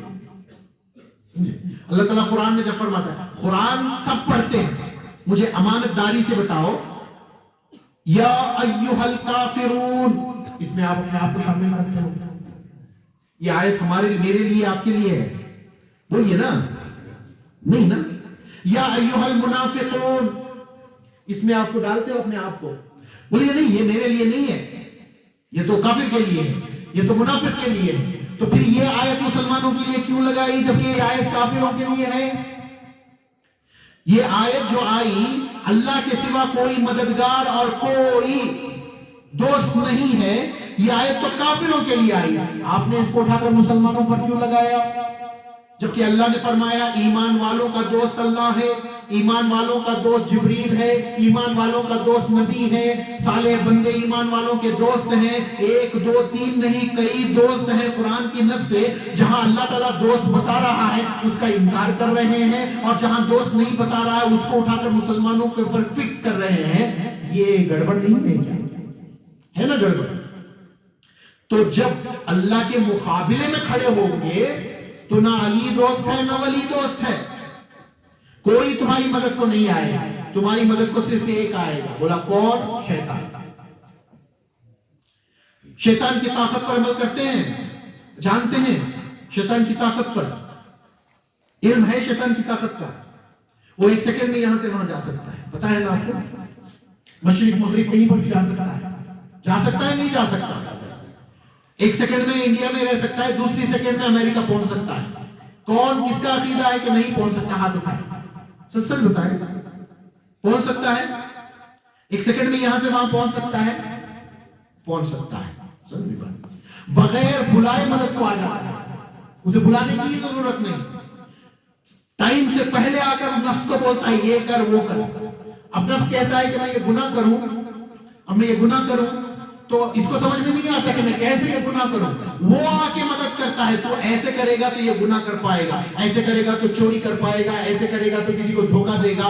وہ دماغ میں جو وسوسے ڈالتا ہے نا، ایسے یہ بول کر سامنے والے کو دھوکہ دے دے، یہ بول کر سامنے والے کو بیوقوف بنا دے، یہ کر کر اس کو پھانس لے، اس کو پھنسا لے۔ یہ جو خیالات ہمارے دلوں میں آتے ہیں یہ شیطان کی طرف سے آتے ہیں، بن بلائے مدد کو آ جاتا ہے۔ اب شیطان کو معلوم ہے شیطان کچھ اللہ کے خاص بندے ہیں ان سے دور بھاگتا ہے، حدیث سے ثابت ہے۔ ذاکر بندوں سے شیطان دور بھاگتا ہے، عارف بندوں سے شیطان دور بھاگتا ہے۔ حضرت عمر کی وہ ذات تھی کہ جس گلی سے عمر گزرتے اس گلی سے شیطان نہیں گزرتا تھا، اور ذاکرین سے شیطان بہت دور بھاگتا ہے، یہ حدیث ہے، سمجھے بھائی؟ اب بن بلائے شرک کرنے کے لیے، مدد کے لیے وہ خود آ گیا، نفس کی مدد کرنے۔ اگر یاد رکھو شیطان کے بارے میں، شیطان کفر تو کر سکتا ہے، شرک نہیں کرتا، یہ بات معلوم کر لینی چاہیے۔ شیطان مشرک نہیں ہے، شیطان کافر ہے، مشرک نہیں ہے۔ اس نے کبھی بھی اللہ کے سوا کسی کی عبادت ہی نہیں کی۔ اس نے جب سے پیدا ہوا ہے آج تک اس نے اللہ کے الہ ہونے کا انکار نہیں کیا، اللہ کی توحید کا انکار نہیں کیا، اللہ کی عبادت کا انکار نہیں کیا۔ تو لہذا پتا چلا شیطان نے خود اپنی پوری زندگی میں کبھی شرک نہیں کیا ہے نا، وہ کیا خاک شرک کرے گا؟ لیکن مدد کو آ رہا ہے نا، مدد کو آ رہا ہے۔ کس کی مدد کو آ رہا ہے؟ برائی کی مدد کو آ رہا ہے، نفس کی مدد کو آ رہا ہے، نہیں آ رہا ہے۔ اب اس نے سوچا میں تو نفس کی مدد کے لیے آ رہا ہوں، کہیں ایسا نہ ہو یہ شخص جس کی نفس کی مدد کے لیے میں آ رہا ہوں اس کی روح کسی اللہ والے کی مدد طلب نہ کر لے۔ اگر اللہ والا آئے گا تو میں یہاں سے بھاگ جاؤں گا، لہٰذا ایک طریقہ نکالتا ہوں کہ ایک نیا شوشہ بھیجتا ہوں، یہ دین میں ایک عقیدہ پیدا کرتا ہوں کہ اللہ والوں کو مدد کے لیے بلانا شرک ہے، تاکہ شرک کا یہ لگا کر وہاں کی مدد روک دوں، یہاں کی مدد جاری رکھ دوں۔ سمجھے؟ تو نفس کی مدد کرنے کو جو شیطان آتا ہے اس کو قرآن اور حدیث نے شرک نہیں کہا، سمجھے؟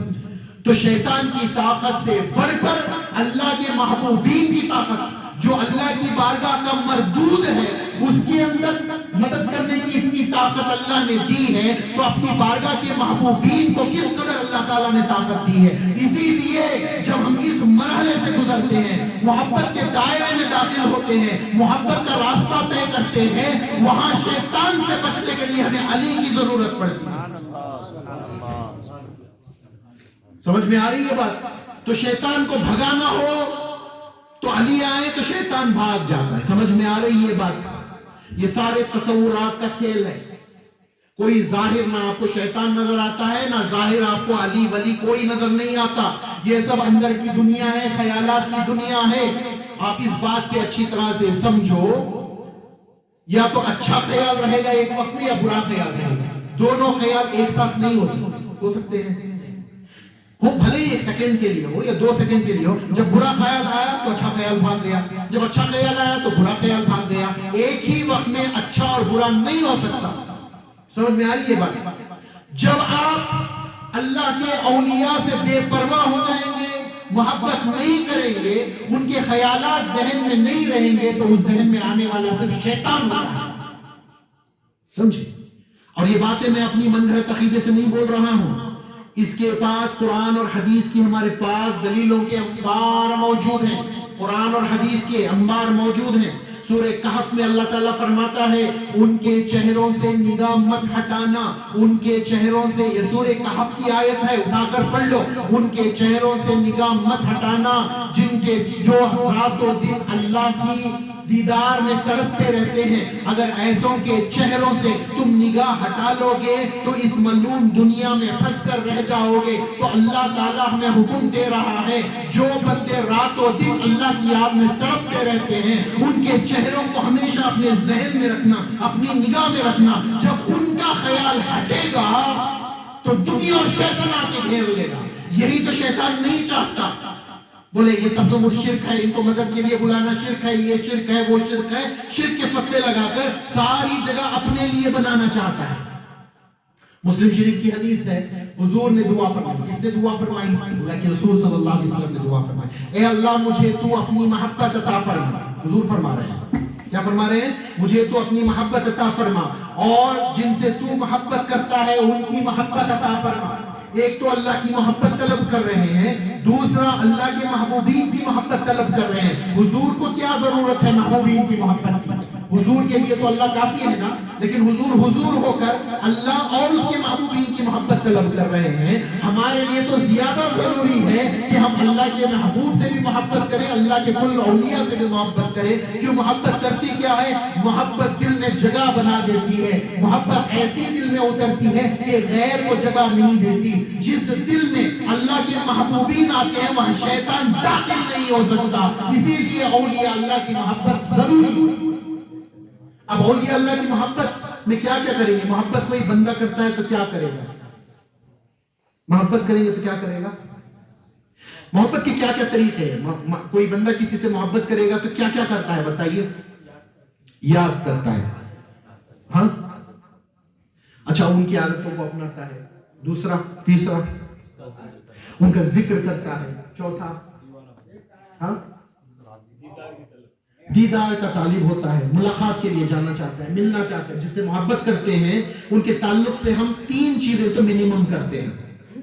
ایک، ان سے ملنے کی تمنا، ان سے ملاقات، ملنا، ان کو یاد کرنا، ان کے تذکرے کرنا، ٹھیک ہے۔ اور تیسرا لین دین، کچھ نہ کچھ لین دین کرتے ہیں۔ کوئی بھی لین دین ہوتا ہے نا، یہی تو محبت کی نشانی ہے نا۔ اللہ کے سوا کسی سے محبت، کسی کے اور سے محبت کرنا شرک ہے کیا؟ نہیں نا. تو اللہ کے سوا کسی سے محبت کرنا شرک نہیں ہے. صرف اللہ کے سوا کسی کی عبادت نہیں کی جا سکتی، اللہ کے سوا کسی کا سجدہ نہیں کیا جا سکتا، اللہ کے سوا کسی غیر کو اللہ نہیں مانا جا سکتا، یہ شرک ہوگا. محبت میں ایسا نہیں، محبت آپ اللہ سے کرو، اللہ کے رسول سے تو یہ تو لازم فرض ہے. اللہ اور اس کے رسول سے محبت کرنا قطع قرآن کی نص سے ثابت ہے نا. پھر اللہ کے محبوبین سے محبت کرنا، اللہ کی خاطر ماں باپ سے محبت کرنا، بیوی بچوں سے محبت کرنا، ہر مسلمان سے، پڑوسیوں سے محبت کرنا، یہاں تک کہ اللہ کی پوری خلقت سے اللہ کی خاطر محبت کرنا، جانوروں سے، چرند پرند، پیڑ پودوں سے اللہ کی خاطر محبت کرنا سب جائز ہے نا. اب محبت جب بڑھتی ہے تو محبت میں ایک ہوتا ہے کہ ملاقات کرنا. اب کسی ولی سے اللہ کی خاطر آپ کی محبت ہو گئی تو آپ اس کو ظاہر میں نہیں مل سکتے، تو آپ کیا کریں گے؟ اب جا کر مل نہیں سکتے، وہ ولی کا انتقال ہو گیا تو کیا کریں گے آپ؟ ان کی خبر پر حاضری دیں گے، ان کی مزار پر حاضری دیں گے، ان کی باتیں کریں گے، ان کی تعریفیں کریں گے، یہی تو کریں گے نا. اب یہ چیزیں ساری محبت کی دلائل ہیں. اب اس کو شرک کا فتویٰ دینا، کس نے آپ کو اجازت دی ان باتوں کو شرک کا فتویٰ دینے کے لیے؟ اللہ نے تو نہیں، حضور نے تو نہیں دی. یہ اس لیے ضروری ہے، محبت ہو تو ایمان بچتا ہے، محبت نہ ہو تو ایمان نہیں بچ سکتا. سمجھ میں آ رہی بات؟ یہ ایمان کے بچاؤ کے لیے ضروری چیز ہے محبت. اب دیکھو قرآن میں اللہ تعالیٰ فرماتا ہے اے ایمان والو اللہ سے ڈرو، جیسے ڈرنے کا حق ہے. ٹھیک ہے، اللہ سے ڈرو اور سچوں کے ساتھ ہو جاؤ. سنی ہے آیت آپ نے؟ اللہ سے ڈرنے والی بات تو سمجھ میں آتی ہے، سچوں کے ساتھ ہونے کی کیا ضرورت ہے؟ سچوں کے ساتھ ہونے کی کیا ضرورت ہے؟ اس کی مثال یوں سمجھیں، 5 سال کے بچے کو 500 روپے کا نوٹ ہاتھ میں تھما کر اگر آپ بازار بھیجیں گے، گنجائش ہے کہ کوئی اس کے ہاتھ سے پیسے چھین لے؟ چھوٹے بچے سے چور گھومتے رہتے ہیں، پاکٹ مار گھومتے رہتے ہیں، چھوٹا اکیلا بچہ 500 کی نوٹ پکڑ کے جا رہا ہے، چھین لے گا؟ ہو سکتا ہے نا. اچھا وہ بچے کے ہاتھ میں 500 کی نوٹ تو ہے، لیکن اس کا ہاتھ اس کے والد کے ہاتھ میں ہے، تب وہ جا رہا ہے تو کوئی اس کے قریب آئے گا؟ نہیں آئے گا. ٹھیک اسی طرح سے ایمان کی دولت لے کر اکیلے اس دنیا میں جاؤ گے تو شیطان تمہارے ایمان کو چھیننے کی کوشش کرے گا، تمہارے ساتھ کسی کو نہ پا کر. اگر تمہارا ہاتھ کسی اللہ والے کے ہاتھ میں ہے تو وہ قریب آنے کی جرت نہیں کرے گا. یہی حکم اللہ دے رہا ہے، تم مجھ سے ڈرو اور سچوں کے ساتھ ہو جاؤ تاکہ تمہارا ایمان بچا رہے. آپ نے یہ سمجھ لیا کہ مومن کو اللہ نے بنایا ہے، شیطان کو کسی اور نے نہیں. شیطان کو بھی اللہ نے بنایا ہے، مومن کو بھی اللہ نے بنایا ہے، اور سارا نظام اللہ ہی چلا رہا ہے اور راستہ بھی اللہ ہی بتا رہا ہے. اللہ بتا رہا ہے عبادت میری کرو، ساتھ سچوں کے رہو.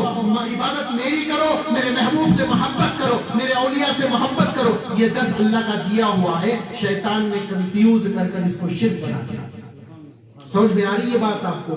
یہ کوئی شرک کی بات نہیں ہے.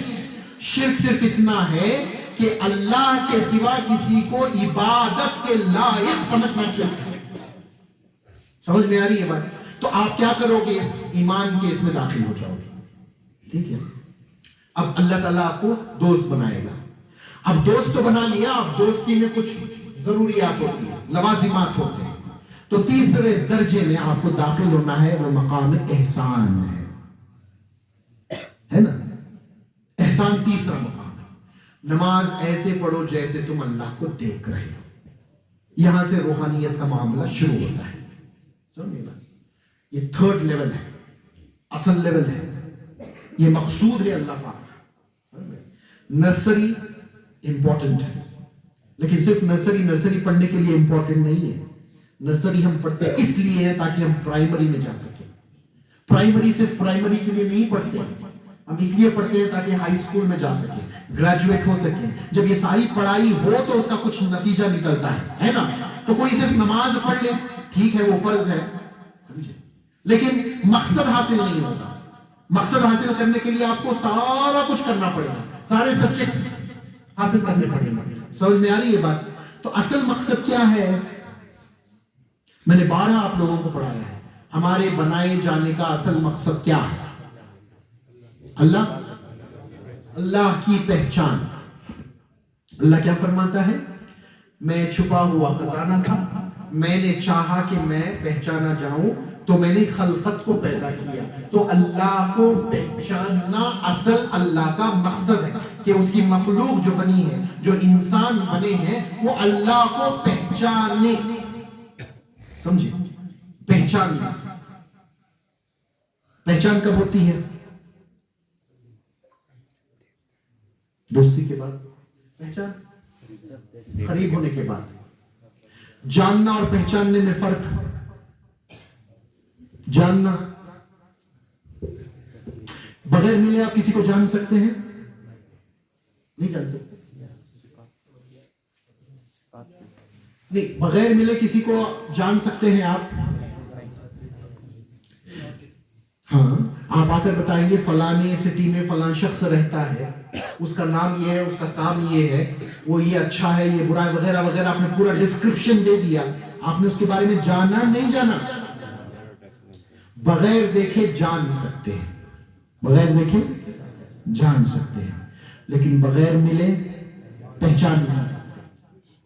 بغیر ملے پہچان نہیں سکتے.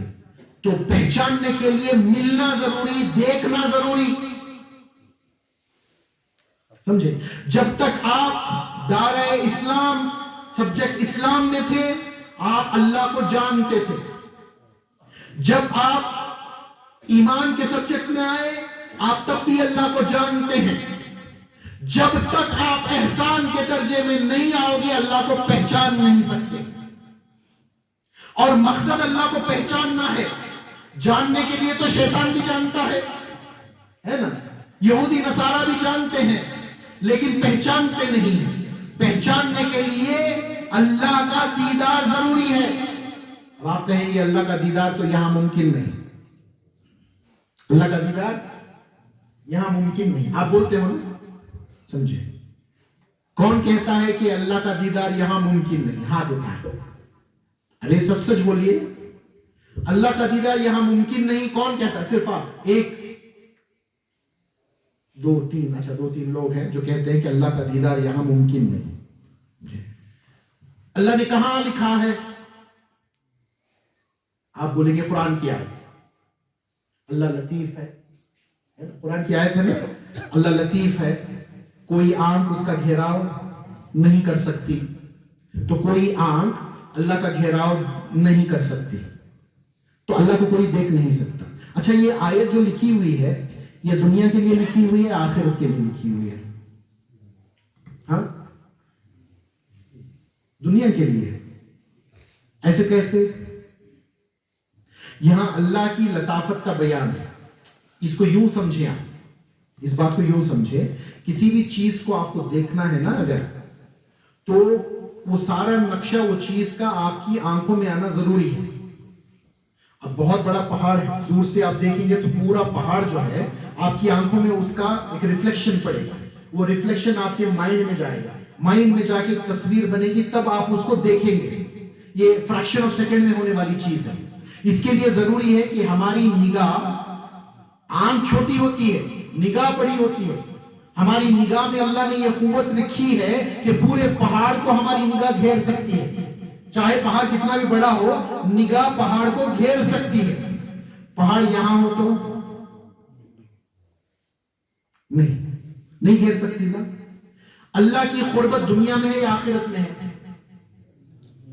اللہ انسانوں کے قریب دنیا میں ہے یا آخرت میں ہے؟ دنیا میں ہے. آخرت میں دور ہو جائے گا. ہاں، دور ہو جائے گا. دونوں جگہ اللہ قریب، دونوں جگہ ہے، کیونکہ اللہ دور اور قریب سے پاک ہے. وہ جیسا دنیا میں ہے آخرت میں ویسا ہی ہے. سمجھے بات؟ کوئی آنکھ، اللہ نے یہ نہیں فرمایا انسان کی آنکھ.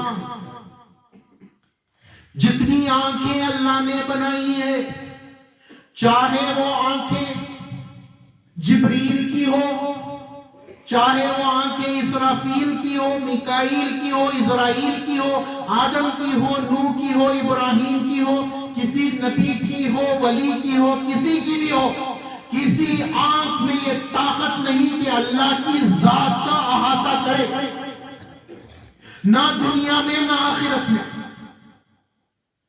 समझ में आ रही बात? आयत इस तरफ है, समझ में आएगा? अच्छा एक बात बताइए मुझे, आपको किसी ने बता दिया कि हाथी काला है, हाथी काला है, एक दीवार ऐसी है उसमें एक सुराख है, समझे? आप आर पार उस सुराख से देख रहे हैं, अचानक हाथी वहां से पास हुआ, शोर हुआ, हाथी गुजर रहा है, हाथी गुजर रहा है, आपने वो सुराख में कुछ काला गुजरते हुए भागते हुए देखा, पूरे हाथी को आपने नहीं देखा, कुछ तो देखा काले रंग का भागते हुए, आप यकीन करेंगे वो हाथी है या नहीं? करेंगे या नहीं? करेंगे। एक लॉजिकल बात है ना, हाथी यहां से भागा, हाँ काले रंग का भागा, सब लोग कह रहे हैं हाथी है, हाथी की वजाहत लोगों ने बयान कर रखी है और शोर भी यही मच रहा है कि हाथी भाग रहा है, हाथी भाग रहा है। इतने में आपने देखा तो आपके दरींचे के पास से भागा, आपने पूरे हाथी को नहीं देखा, उसका मुंह नहीं देखा, उसके पैर नहीं देखे, उसका पेट देखा, पेट भागते हुए देखा, बस इतना देखा। आपने हाथी को देखा या नहीं देखा? तो आप झूठे कैसे हो? आपने हाथी को देखा ना, लेकिन पूरी तरह से नहीं देखा। ये मेरी हथेली है, यहां पर मैं रखूं, पूरी हथेली मुझे खुद नजर नहीं आई, लेकिन मेरी आंख कुछ तो देख रही है। किसको देख रही है? हाँ, किसी और चीज को देख रही है, हथेली ही को देख रही है। तो इससे पता चला, आयत निशानदही फरमा रही है कि अल्लाह की जात को देख नहीं सकते, कोई आंख नहीं देख सकती, लेकिन अल्लाह जिसको जितना चाहता है उतना अपने आप को दिखा देता है, चाहे दुनिया में हो चाहे आखिरत में। इसकी दलील सूरतुर रहमान, समझे? रब्बुल मशरिक़ैन व रब्बुल मग़रिबैन है ना, सूरह रहमान में है। क्या मतलब? उसके बाद क्या है? रब्बुल मशरिक़ैन व रब्बुल मग़रिबैन फबिअय्यि आलाइ रब्बिकुमा तुकज़्ज़िबान। क्या है मतलब इसका? अल्लाह रब है दो मशरिकों का और दो मगरिबों का। समझ में समझ में आ रही है बात? सिंपल। मशरिक कहते किसको है? जहां से सूरज निकलता है। मगरिब कहते किसको है? जहां सूरज गुरूब होता है। ये अरबी लफ्ज है मशरिक और मगरिब। शर्क, मशरिक बना है शर्क से, शर्क बोलते हैं जहां से खुलता है, तुलू होता है, उजाला निकलता है, उसे शर्क बोलते हैं। समझे? गुरूब होना, गर्ब होना मगरिब है, वहां छुपता है सूरज, यहां से निकलता है, नजर आता है, यहां छुप जाता है। और अल्लाह फरमा रहा है दो मशरिकों का वो रब है, दो मगरिबों का वो रब है। तुम अपने रब की किन किन नेमतों को झुटलाओ? हमारा ईमान है दो मगरिब क्या, दो मशरिक क्या, हजारों मगारिब हजारों मशारिक भी हो, सारे का सारा रब हमने ही माना है। हमने क्या सिर्फ रब अल्लाह को मशरिक और मगरिब का रब माना है? नहीं, हमने जर्रे जर्रे का रब अल्लाह को माना है। 18,000 आलम, अर्श से लेकर तहतो सरा तक जितनी चीजें हैं, सारी चीजों का रब हमने अल्लाह को माना है। माना ही नहीं माना? लेकिन अल्लाह फरमा रहा है तुम झुटला रहे हो, झूठ बोल रहे हो, तुम मशरिक और मगरिब का रब मुझे नहीं मान रहे हो। तुम कौन कौन सी नेमतों को झुटलाओ? तुमने मुझे दो मशरिक दो मगरिब का रब मानने से इनकार किया। अब अल्लाह सच्चा है या हम सच्चे? अल्लाह ही सच्चा है। बशर हम तो बोल रहे हैं, हम मान रहे हैं, लेकिन अल्लाह कह रहा है तुम झुटला रहे। तो कुछ तो ऐसी बात होगी ना जिसको हम जरूर झुटला रहे हैं कुरान में, है ना? वरना हम झूठ बोल सकते हैं, हमारा अकीदा, हमारी समझ झूठी हो सकती है, अल्लाह झूठा नहीं हो सकता, किसी हाल में अल्लाह झूठा नहीं हो सकता। लेकिन अल्लाह फरमा रहा है तुम झुटला रहे हो। समझे? तो माना पता चला कि समझो इस बात को, अल्लाह की जो जात है, जो जात बारी ताला है, इस ख्याल में मत रहना कि जन्नत में जाने के बाद जात का दीदार हो जाएगा, हशर के मैदान में अल्लाह की जात का दीदार हो जाएगा, इस ख्याल में मत रहना। क्योंकि उसकी जात ऐसी है कि उसकी मखलूक में से कोई भी उसे देख ही नहीं सकता, ना यहां देख सकता है ना वहां देख सकता है। देख सकता है तो उसकी सिफात के जलवे देख सकता है, उसका कुछ तो देख सकता है, उसकी मुकम्मल जात को कोई नहीं देख सकता। समझ रहे हैं आप? समझे? तो अब उसके देखने, उसकी दो टाइप की तजल्लियात, ये सिफात को देखने का जो है ये ढंग है, वो दो तजल्लियात आरिफीन इसको समझाते हैं। کہ اس کی تجلیات ایک تنزیہی ہے، ایک تشبیہی ہے. اس کی ذات جو ہے ایک تنزیہی تجلیات ہے، اس کی تشبیہی تجلیات ہے. معاملہ یہ ہے کہ اس کی جو تنزیہی تجلیات ہے وہ اس دنیا میں دیکھنا ناممکن. اس دنیا میں اللہ کی تجلیات تنزیہی کو دیکھنا ناممکن. کوئی انسانی سانس سے اللہ کی تجلیات تنزیہی کو نہیں دیکھ سکتا، سمجھے؟ اور اس دنیا میں وہ ہے. اس دنیا میں اللہ کی تجلیات تشبیہی ہیں. یہاں پر تنزیہی تجلیات نہیں ہیں، وہاں پر تشبیہی تجلیات نہیں ہیں. وہاں کی تجلیات اور ہیں، یہاں کی تجلیات اور ہیں. وہ بھی اللہ کی تجلی ہے، یہ بھی اللہ کی تجلی ہے. اللہ یہاں بیان فرما رہا ہے انسانوں کو، کہ انسان اور جنات دونوں کو بیان فرما رہا ہے. جب تم کو میں نے وہاں سب سے پہلے پیدا کیا، عالم ارواح میں پہلے وہاں تھے عالم ارواح میں. جیسے ہی تمہاری آنکھوں کا نور عطا ہوا، تمہاری آنکھیں کھلی. روحیں دیکھتی ہیں، پتہ ہے نا آپ کو، روحوں کو بھی آنکھ ہوتی ہے. ایسا نہیں کہ جسم کو آنکھ ہوتی ہے روح کو آنکھ نہیں ہوتی. روح بھی دیکھتی ہے. روح اگر دیکھ نہیں سکتی تو ہم خواب دیکھ نہیں سکتے، جبکہ ہماری آنکھ بند رہتی ہے لیکن خواب میں ہم سب کچھ دیکھتے ہیں. وہ دیکھنا روح کا دیکھنا ہوتا ہے، جسم کا دیکھنا نہیں ہوتا. تو روح بھی دیکھتی ہے. سمجھ میں آ رہی ہے بات؟ تو روح بھی دیکھتی ہے. تو جب تمہیں روح بنا کر سب سے پہلے میں نے آنکھ دی، تو تمہاری آنکھ جب کھلی تو جیسے ہی تمہاری آنکھ کھلی ایک روشنی کو تم نے دیکھا، ایک روشنی کو تم نے دیکھا، سمجھے؟ اب جب تک وہاں رہے اس روشنیوں کو، ان تجلیات کو تم دیکھتے رہے. جب تمہارا حکم ہوا تمہیں کہ عالم ارواح سے نکل کر اس دنیا میں تمہیں جانا ہے تو تم اس دنیا کو چھوڑ دیے. جیسے ہی وہاں سے نکلے تمہاری آنکھ وہاں کی بند ہوئی، روح کی آنکھ بند ہوئی تو وہ اجالا غائب ہو گیا. جب اس دنیا میں تم آئے جیسے ہی آنکھ کھلی یہاں نئی روشنی تھی. جب یہاں سے مر کر قبر میں چلے جاؤ گے یہ آنکھ بند ہوگی، یہاں کی روشنی غروب ہو جائے گی. تو اللہ نے بتایا جب تم وہاں تھے تمہارا ایک مشرق ہوا، وہاں پر کچھ نکلا جس کو تمہاری آنکھ نے دیکھا. جب تم وہاں سے یہاں آئے وہاں کا ایک مغرب ہوا، وہ روشنی غروب ہو گئی. یہاں پر تم نے آنکھ کھولی تو یہاں کا ایک مشرق ہوا، یہاں پہ تمہیں کچھ نظر آیا. جب تم یہاں سے جاؤ گے تو یہاں کی روشنی بند ہو جائے گی، یہاں کا ایک غروب ہو جائے گا. وہاں کا ایک مشرق ہے، یہاں کا ایک مشرق ہے. وہاں کا ایک مغرب ہے، یہاں کا مغرب ہے. یہ دونوں مشرق اور مغرب کا رب اللہ ہے. تم وہاں تھے تو مجھے دیکھتے رہے، یہاں ہو تو مجھے دیکھتے رہو گے. تم اپنے رب کی کن کن نعمتوں کو جھٹلاؤ گے.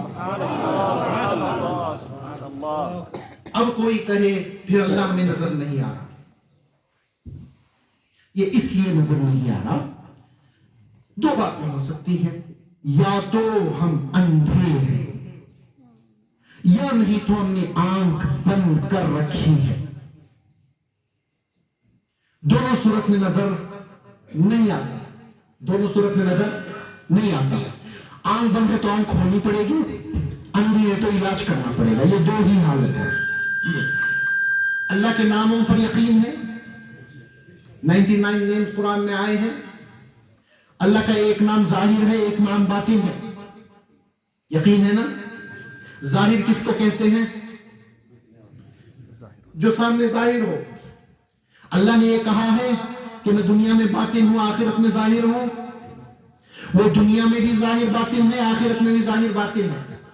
یہاں بھی اول آخر ہے، وہاں بھی اول آخر ہے. اس کا کوئی لمحہ اس کے اول ہونے سے خالی نہیں، اس کا کوئی لمحہ اس کے آخر ہونے سے خالی نہیں، اس کا کوئی لمحہ اس کے ظاہر ہونے سے خالی نہیں، اس کا کوئی لمحہ اس کے باطن ہونے سے خالی نہیں. ہر لمحہ وہ ظاہر بھی ہے باطن بھی ہے. جو یہاں دنیا میں بھی ظاہر ہے اور آخرت میں بھی ظاہر ہے. کیا سبب ہے ظاہر ہونے کے باوجود وہ ہمیں نظر نہیں آتا؟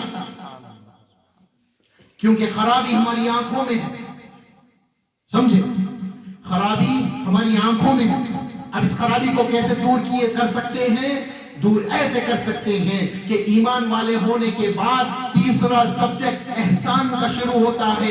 اللہ کی عبادت ایسے کرو جیسے تم اسے دیکھ رہے ہو. اس کے پیچھے جانا پڑتا ہے, دل کے اوپر ورک کرنا پڑتا ہے, روح پر ورک کرنا پڑتا ہے, مقام سر پر ورک کرنا پڑتا ہے, خفی اور اخفا پر ورک کرنا پڑتا ہے, سینے کے اندھیرے کو دور کرنا پڑتا ہے, نفیلی عبادت میں وقت ضرب کرنا پڑتا ہے. جب یہ کرتے ہو تو حضور فرماتے ہیں, بخاری شریف کی حدیث ہے, اللہ فرماتا ہے جب میرا بندہ نوافل کے ذریعے میرے قریب آ جاتا ہے میں اس کی آنکھ بن جاتا ہوں جس سے وہ دیکھتا ہے. جب اللہ اس کی آنکھ بنتا ہے تو دیکھتا بھی اللہ ہی کو.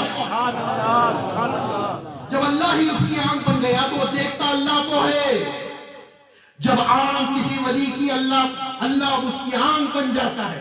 اس کے معنی کیا ہے وہ اللہ اور اس کے رسول جانے, لیکن ہمیں آسان لفظوں میں حضور نے فرمایا اللہ اس کی آنکھ بن جاتا ہے جس سے وہ دیکھتا ہے. ارے آنکھ ہی اللہ بن گیا ہے تو دکھائی کیا دیتا ہے اللہ کے سوا؟ اللہ کے سوا کچھ دکھائی نہیں دیتا. جب ایک بندہ اس مقام پر جاتا ہے اس کے اور مخلوق کے بیچ میں اللہ ہوتا ہے. وہ جو دیکھتا ہے اللہ کو دیکھتا ہے. اسی لیے شیخ عبد القادر جیلانی نے فرمایا نیلے آسمان کے نیچے میں نے کسی اللہ کے غیر کو نہیں دیکھا. سبحان اللہ. کسی اللہ کے غیر کو میں نے نہیں دیکھا. اب یہ دیکھنا کیا ہے ہم یہاں بیٹھ کر سوچ تصور نہیں کر سکتے, کیونکہ ہم ایسی چیز کے بارے میں بات کر رہے ہیں جس کے بارے میں نہ ہم سوچ سکتے ہیں, نہ سمجھ سکتے ہیں, نہ کسی کے سمجھانے سے سمجھ سکتے ہیں. وہ جب تک ایکسپیرینس نہ ہو تب تک ہم کچھ نہیں کر سکتے. سمجھے؟ کوئی کہے آم کا جو ٹیسٹ ہوتا ہے وہ بڑا کڑوا ہوتا ہے. آپ نے پوری زندگی نہ آم دیکھا ہے نہ چکھا ہے, کچھ بھی نہیں, بس سنا ہے آم ہے, اور کوئی آ کر کہے آپ کو کہ آم کڑوا ہوتا ہے, آپ کے پاس ماننے کے علاوہ کوئی چارہ ہی نہیں ہے. سمجھے؟ لیکن ایک پوری دنیا اگر آپ سے کہے کہ آم میٹھا ہوتا ہے, آپ یقین کریں گے کہ آم میٹھا ہوتا ہے, کیونکہ پوری دنیا چکھنے والوں نے آ کر بتا دیا کہ آم میٹھا ہوتا ہے. آم کے باغ والے نے بتایا آ کر کہ آم میٹھا ہوتا ہے. اب آم کا باغ والا اس کے پاس ہر طرح کے آم, پوری زندگی آم کا بیپار کرتا رہا, پوری زندگی آموں میں ہی گزارتا رہا. ایسا شخص تمہارے پاس آیا اور بیٹھ گیا اور کہا کہ آم میٹھا ہوتا ہے. آپ نے شہد چکھا ہوگا, آپ نے چینی چکی ہوگی, آپ نے کیلا چکا ہوگا, انگور چکے ہوں گے, پتہ نہیں کیا کیا چکا ہوگا. آم آپ نے چکا نہیں ہے. سامنے والا بیٹھ کر آپ کو سمجھائے گا آم میٹھا ہوتا ہے. آپ پوچھیں گے کیسا میٹھا ہوتا ہے, تو ایگزامپل کے لیے بولے گا شہد جیسا میٹھا ہوتا ہے. تو آپ بولے کہ آم شہد جیسا ہوتا ہے, آم کا ٹیسٹ شہد جیسا ہوتا ہے؟ بالکل بھی نہیں. آم کیلے جیسا میٹھا ہوتا ہے, آم کا ٹیسٹ اور چینی کا ٹیسٹ ایک جیسا ہوتا ہے. میٹھی پپایا ہو تو یہ آم جیسے ہوتا ہے؟ نہیں, ہر ٹیسٹ جدا جدا ہے. اب میں آپ کو آم والا آپ کو یہاں سے بیٹھ کر قیامت تک سمجھاتا رہے آم کا یہ ٹیسٹ ہوتا ہے, کیا وہ سمجھ پائے گا؟ ارے ایک مخلوق کا ٹیسٹ آپ چکے بغیر نہیں جان سکتے. خالق کے دیدار کو بغیر ایکسپیرینس کے کیسے بتا سکتے ہیں, کیسے سمجھ سکتے ہیں؟ ناممکن سی بات ہے. اللہ کا دیدار اگر یہاں ممکن نہ ہوتا تو حضور صلی اللہ علیہ وسلم نے یہ نہیں فرمایا ہوتا کہ مومن کی معراج نماز میں ہے. حضور جھوٹ سے پاک ہے. معراج میں حضور کو اللہ کا دیدار ہوا. حضور نے جہاں جہاں اپنے لیے نعمتیں پائی وہاں امتیوں کا خیال کیا. حضور نے اللہ سے مانگا اے اللہ تو نے مجھے اپنا دیدار کرایا, میری امتیوں کا کیا؟ تو بولے تمہاری امتیوں کی معراج میں نے نماز میں رکھی ہے. تو اگر نماز میں دیدار ممکن نہیں ہوتا تو اس کو معراج کا لفظ نہیں ملتا. حضور امتیوں کو جھوٹے دلاسے نہیں دیتے, استغفر اللہ. حضور جو فرماتے ہیں حق ہوتا ہے. حضور کی زبان سے جو نکلتا ہے وہ اللہ کی وحی ہوتا ہے. حضور نے فرمایا مومنین کی معراج نماز میں رکھی ہے. مسلم بن کر کھڑے ہوں گے نظر نہیں آئے گا, مومن بن کر پورے مکمل ہو کر مقام احسان پر جاؤ گے تو احسان پر جاؤ گے تو وہ مقام آئے گا جس کے تعلق سے اللہ سورہ رحمان میں فرماتا ہے. الجزاء الاحسان الا الاحسان. قرآن میں آیت آئی ہے نا, احسان کا بدلہ احسان ہے, احسان کا بدلہ احسان ہے. احسان نے حضور نے کیا فرمایا, تم نماز ایسی پڑھو جیسے تم اللہ کو دیکھ رہے ہو, اس درجے پر دیکھو گے تو وہ تمہیں دیکھ رہا ہے, وہ تمہیں دیکھ رہا ہے. احسان کا بدلہ صرف احسان ہے, دیدار کا بدلہ دیدار ہے. سمجھ میں آ رہی ہے بات؟ کیا اس مقام پر جانا نہیں چاہتے؟ یہ آخری وقت جب تک اللہ کو دیکھو گے نہیں, اللہ کو پہچان نہیں پاؤ. اب اللہ کو نہیں پہچانو گے اور ایسے ہی دنیا سے چلے جاؤ گے تو جس مقصد کے تحت اللہ نے بنایا ہے وہ مقصد پورا نہیں ہوا. اللہ نے ہمیں فقط اپنی پہچان کے لیے بنایا. کوئی اٹھا کر ایک کوٹ کر دے گا, قرآن میں آیت ہے, نہیں بنایا میں نے انسانوں کو اور جناتوں کو مگر اپنی عبادت کے لیے. اللہ نے بتایا ہے نا, وہ کون سی عبادت ہے جو فرشتے نہیں کر رہے ہیں, ہم سے بہتر اللہ کی تسبیح تحلیل کر رہے ہیں, ہم سے بہتر رکوع سجود سجدہ قیام سب کر رہے ہیں, ہم سے بڑھ کر اللہ کو اللہ کی تجلیات میں رہ کر اللہ کی عبادت کر رہے ہیں. ایسی عبادت جیسے فرشتے کرتے ہیں ہم نہیں کر سکتے. اگر یہی عبادت مقصود تھی اللہ کو تو فرشتے تو وہ پہلے سے کر رہے تھے. ہمارے لیے نماز کی ایک شکل دے دی گئی, لیکن کچھ فرشتے ایسے ہیں جب سے بنے ہیں قیام میں, قیامت تک قیام میں رہیں گے. جب سے بنے ہیں رکوع میں ہیں کچھ فرشتے, قیامت تک رکوع میں رہیں گے. جب سے بنے ہیں کچھ فرشتے سجدے میں ہیں, وہ سجدے میں ہی رہیں گے. کچھ فرشتے اللہ کی تسبیح کر رہے ہیں, کوئی اس کی حمد بیان کر رہے ہیں, کوئی استغفار کر رہے ہیں, کوئی کچھ. جتنا ہم نماز میں پڑھ رہے ہیں یہ لاکھوں کروڑوں فرشتے ہمیشہ سے ہمیشہ کرتے آ رہے ہیں. تو اللہ کو یہ کون سی عبادت مقصود تھی؟ تو پتہ چلا, مفسرین اکرام نے بتایا یہاں عبادت سے مراد اللہ کی پہچان ہے. فرشتے بغیر پہچانے عبادت کرتے ہیں, انسان پہچان کر عبادت کرے وہ مجھے مقصود ہے. سمجھ نہیں بات؟ تو یہ پہچان کے لیے احسان پر چلنا ضروری ہے. اب احسان پر چلنے کے لیے مراقبہ ضروری, مشاہدہ ضروری, ذکر و اذکار ضروری, ایک روحانی تغییر کی ضروری. یہاں پر جو پریشانیاں شیطان کیسے کیسے یہاں پر چالیں چلتا ہے اس کا توڑ جاننا ضروری. اس لیے پیر کامل مرشد حق ہونا ضروری, مرشد کا ہونا ضروری. اس راستے سے پار کرتے آپ جائیں گے تب جا کر اللہ کی پہچان ہوگی. یہی وہ راستہ ہے. یہ 3 سبجیکٹس ہوئے اور اس کے بعد میں آخر الزمان کا سبجیکٹ ہے کہ آخری زمانے کا علم حاصل کرنا. اس لیے کیونکہ حضور نے فرمایا ہے فتنوں سے وہی بچ سکتا ہے جن کو فتنوں کا علم ہوگا. حضور نے آخر الزمان کی ساری نشانیاں بیان کر دی, جن نشانیوں کے تعلق سے میں پچھلے 10 سال سے یا اس سے زائد آپ لوگوں سے خطاب کرتا آیا ہوں, بتاتا آ رہا ہوں. وہ ساری باتیں تو آپ کے سامنے موجود ہیں. اب مختصر یہی ہے کہ اب ظہور امام مہدی بہت قریب آ گیا ہے, دجال کا خروج بہت قریب آ گیا ہے, نزول عیسیٰ علیہ السلام بالکل قریب آ گیا ہے. اللہ ہی جانتا ہے کب ہوتا ہے, لیکن اللہ اور اس کے رسول کی بتائی ہوئی باتوں سے جو کیلکولیشن ہم نے کیا ہے اس سے یہی ثابت ہوتا ہے کہ زیادہ سے زیادہ 2029 میں عیسیٰ علیہ السلام کا نزول ہوگا, اس سے پہلے دجال کا خروج ہوگا, اس سے پہلے امام مہدی کا باہر نکل آنا ہوگا, ظہور ہوگا. اب امام مہدی 2026 میں آئیں گے یا 27 میں آئیں گے یا 28 میں آئیں گے وہ اللہ جانے. ہمارے کیلکولیشن کے مطابق 26 میں تو نہیں ہو سکتا, 27 اور 28 میں لاسٹ پاسبلٹی ہے امام مہدی کے آنے کی. اور ان سے وہی ملاقات کرے گا جو اس کے ذوق رکھے گا, جو اس کے بارے میں کام کرے گا. اور فتنہ دجال سے کوئی بچ نہیں سکتا ہے بغیر اس کے علم کے, چاہے وہ مسلم ہو, چاہے وہ مومن ہو, چاہے وہ محسن ہو. دجال کے فتنے سے بچنا بہت مشکل ہے. اس لیے اس کے فریب کو جاننا ضروری ہے, اس کے علم کو جاننا ضروری ہے, اس کے بچنے کے لیے جو کچھ ہمیں کرنا ہے وہ کرنا ضروری ہے. تو ہمارے لیے یہ چاروں سبجیکٹ ایکولی ضروری ہے. اسلام پر عمل کرنا ضروری ہے, ایمان پر عمل کرنا ضروری ہے, احسان کے منزلوں پر چلنا ضروری ہے, اور فتنہ دجال اور آخر الزمان سے بچنا ضروری ہے. ان چاروں چیزوں سے ہم کامیاب ہوں گے تو دائرے صلح و سلامتی میں ہم داخل ہو گئے، یعنی سلامتی والے گھر میں ہم داخل ہو گئے، اللہ کی سلامتی میں ہم داخل ہو گئے۔ کوئی یہ گمان نہ کرے کہ صرف اسلام میں رہ کر تینوں سبجیکٹ کو چھوڑ کر سلامتی میں داخل ہوا، کوئی صرف حضور کی محبت کا دم بھرے، اسلام پر عمل نہ کرے، احسان پر نہ چلے، فتنوں سے نہ بچے، وہ یہ دعویٰ نہیں کر سکتا۔ اور اسلام اور ایمان کے بغیر تو احسان کا ایک ذرہ نصیب نہیں ہوتا، تو وہ سارے کے سارے جھوٹے ہیں جو اپنے آپ کو پیر، مرشد، مرید کہتے ہیں، جو نماز نہیں پڑھتے، جو تقویٰ نہیں اختیار کرتے، جن کو شریعت کا علم نہیں ہے، وہ کہتے ہیں کہ ہم احسان کے منازل پر ہیں۔ ان سے بڑے جھوٹے کوئی نہیں ہیں۔ یہ احسان پہ جانے کے لیے آپ کو کامل مسلم، کامل مومن ہونا ضروری ہے۔ جب تک یہ دو نہیں ہو سکتے آپ احسان میں قدم نہیں رکھ سکتے۔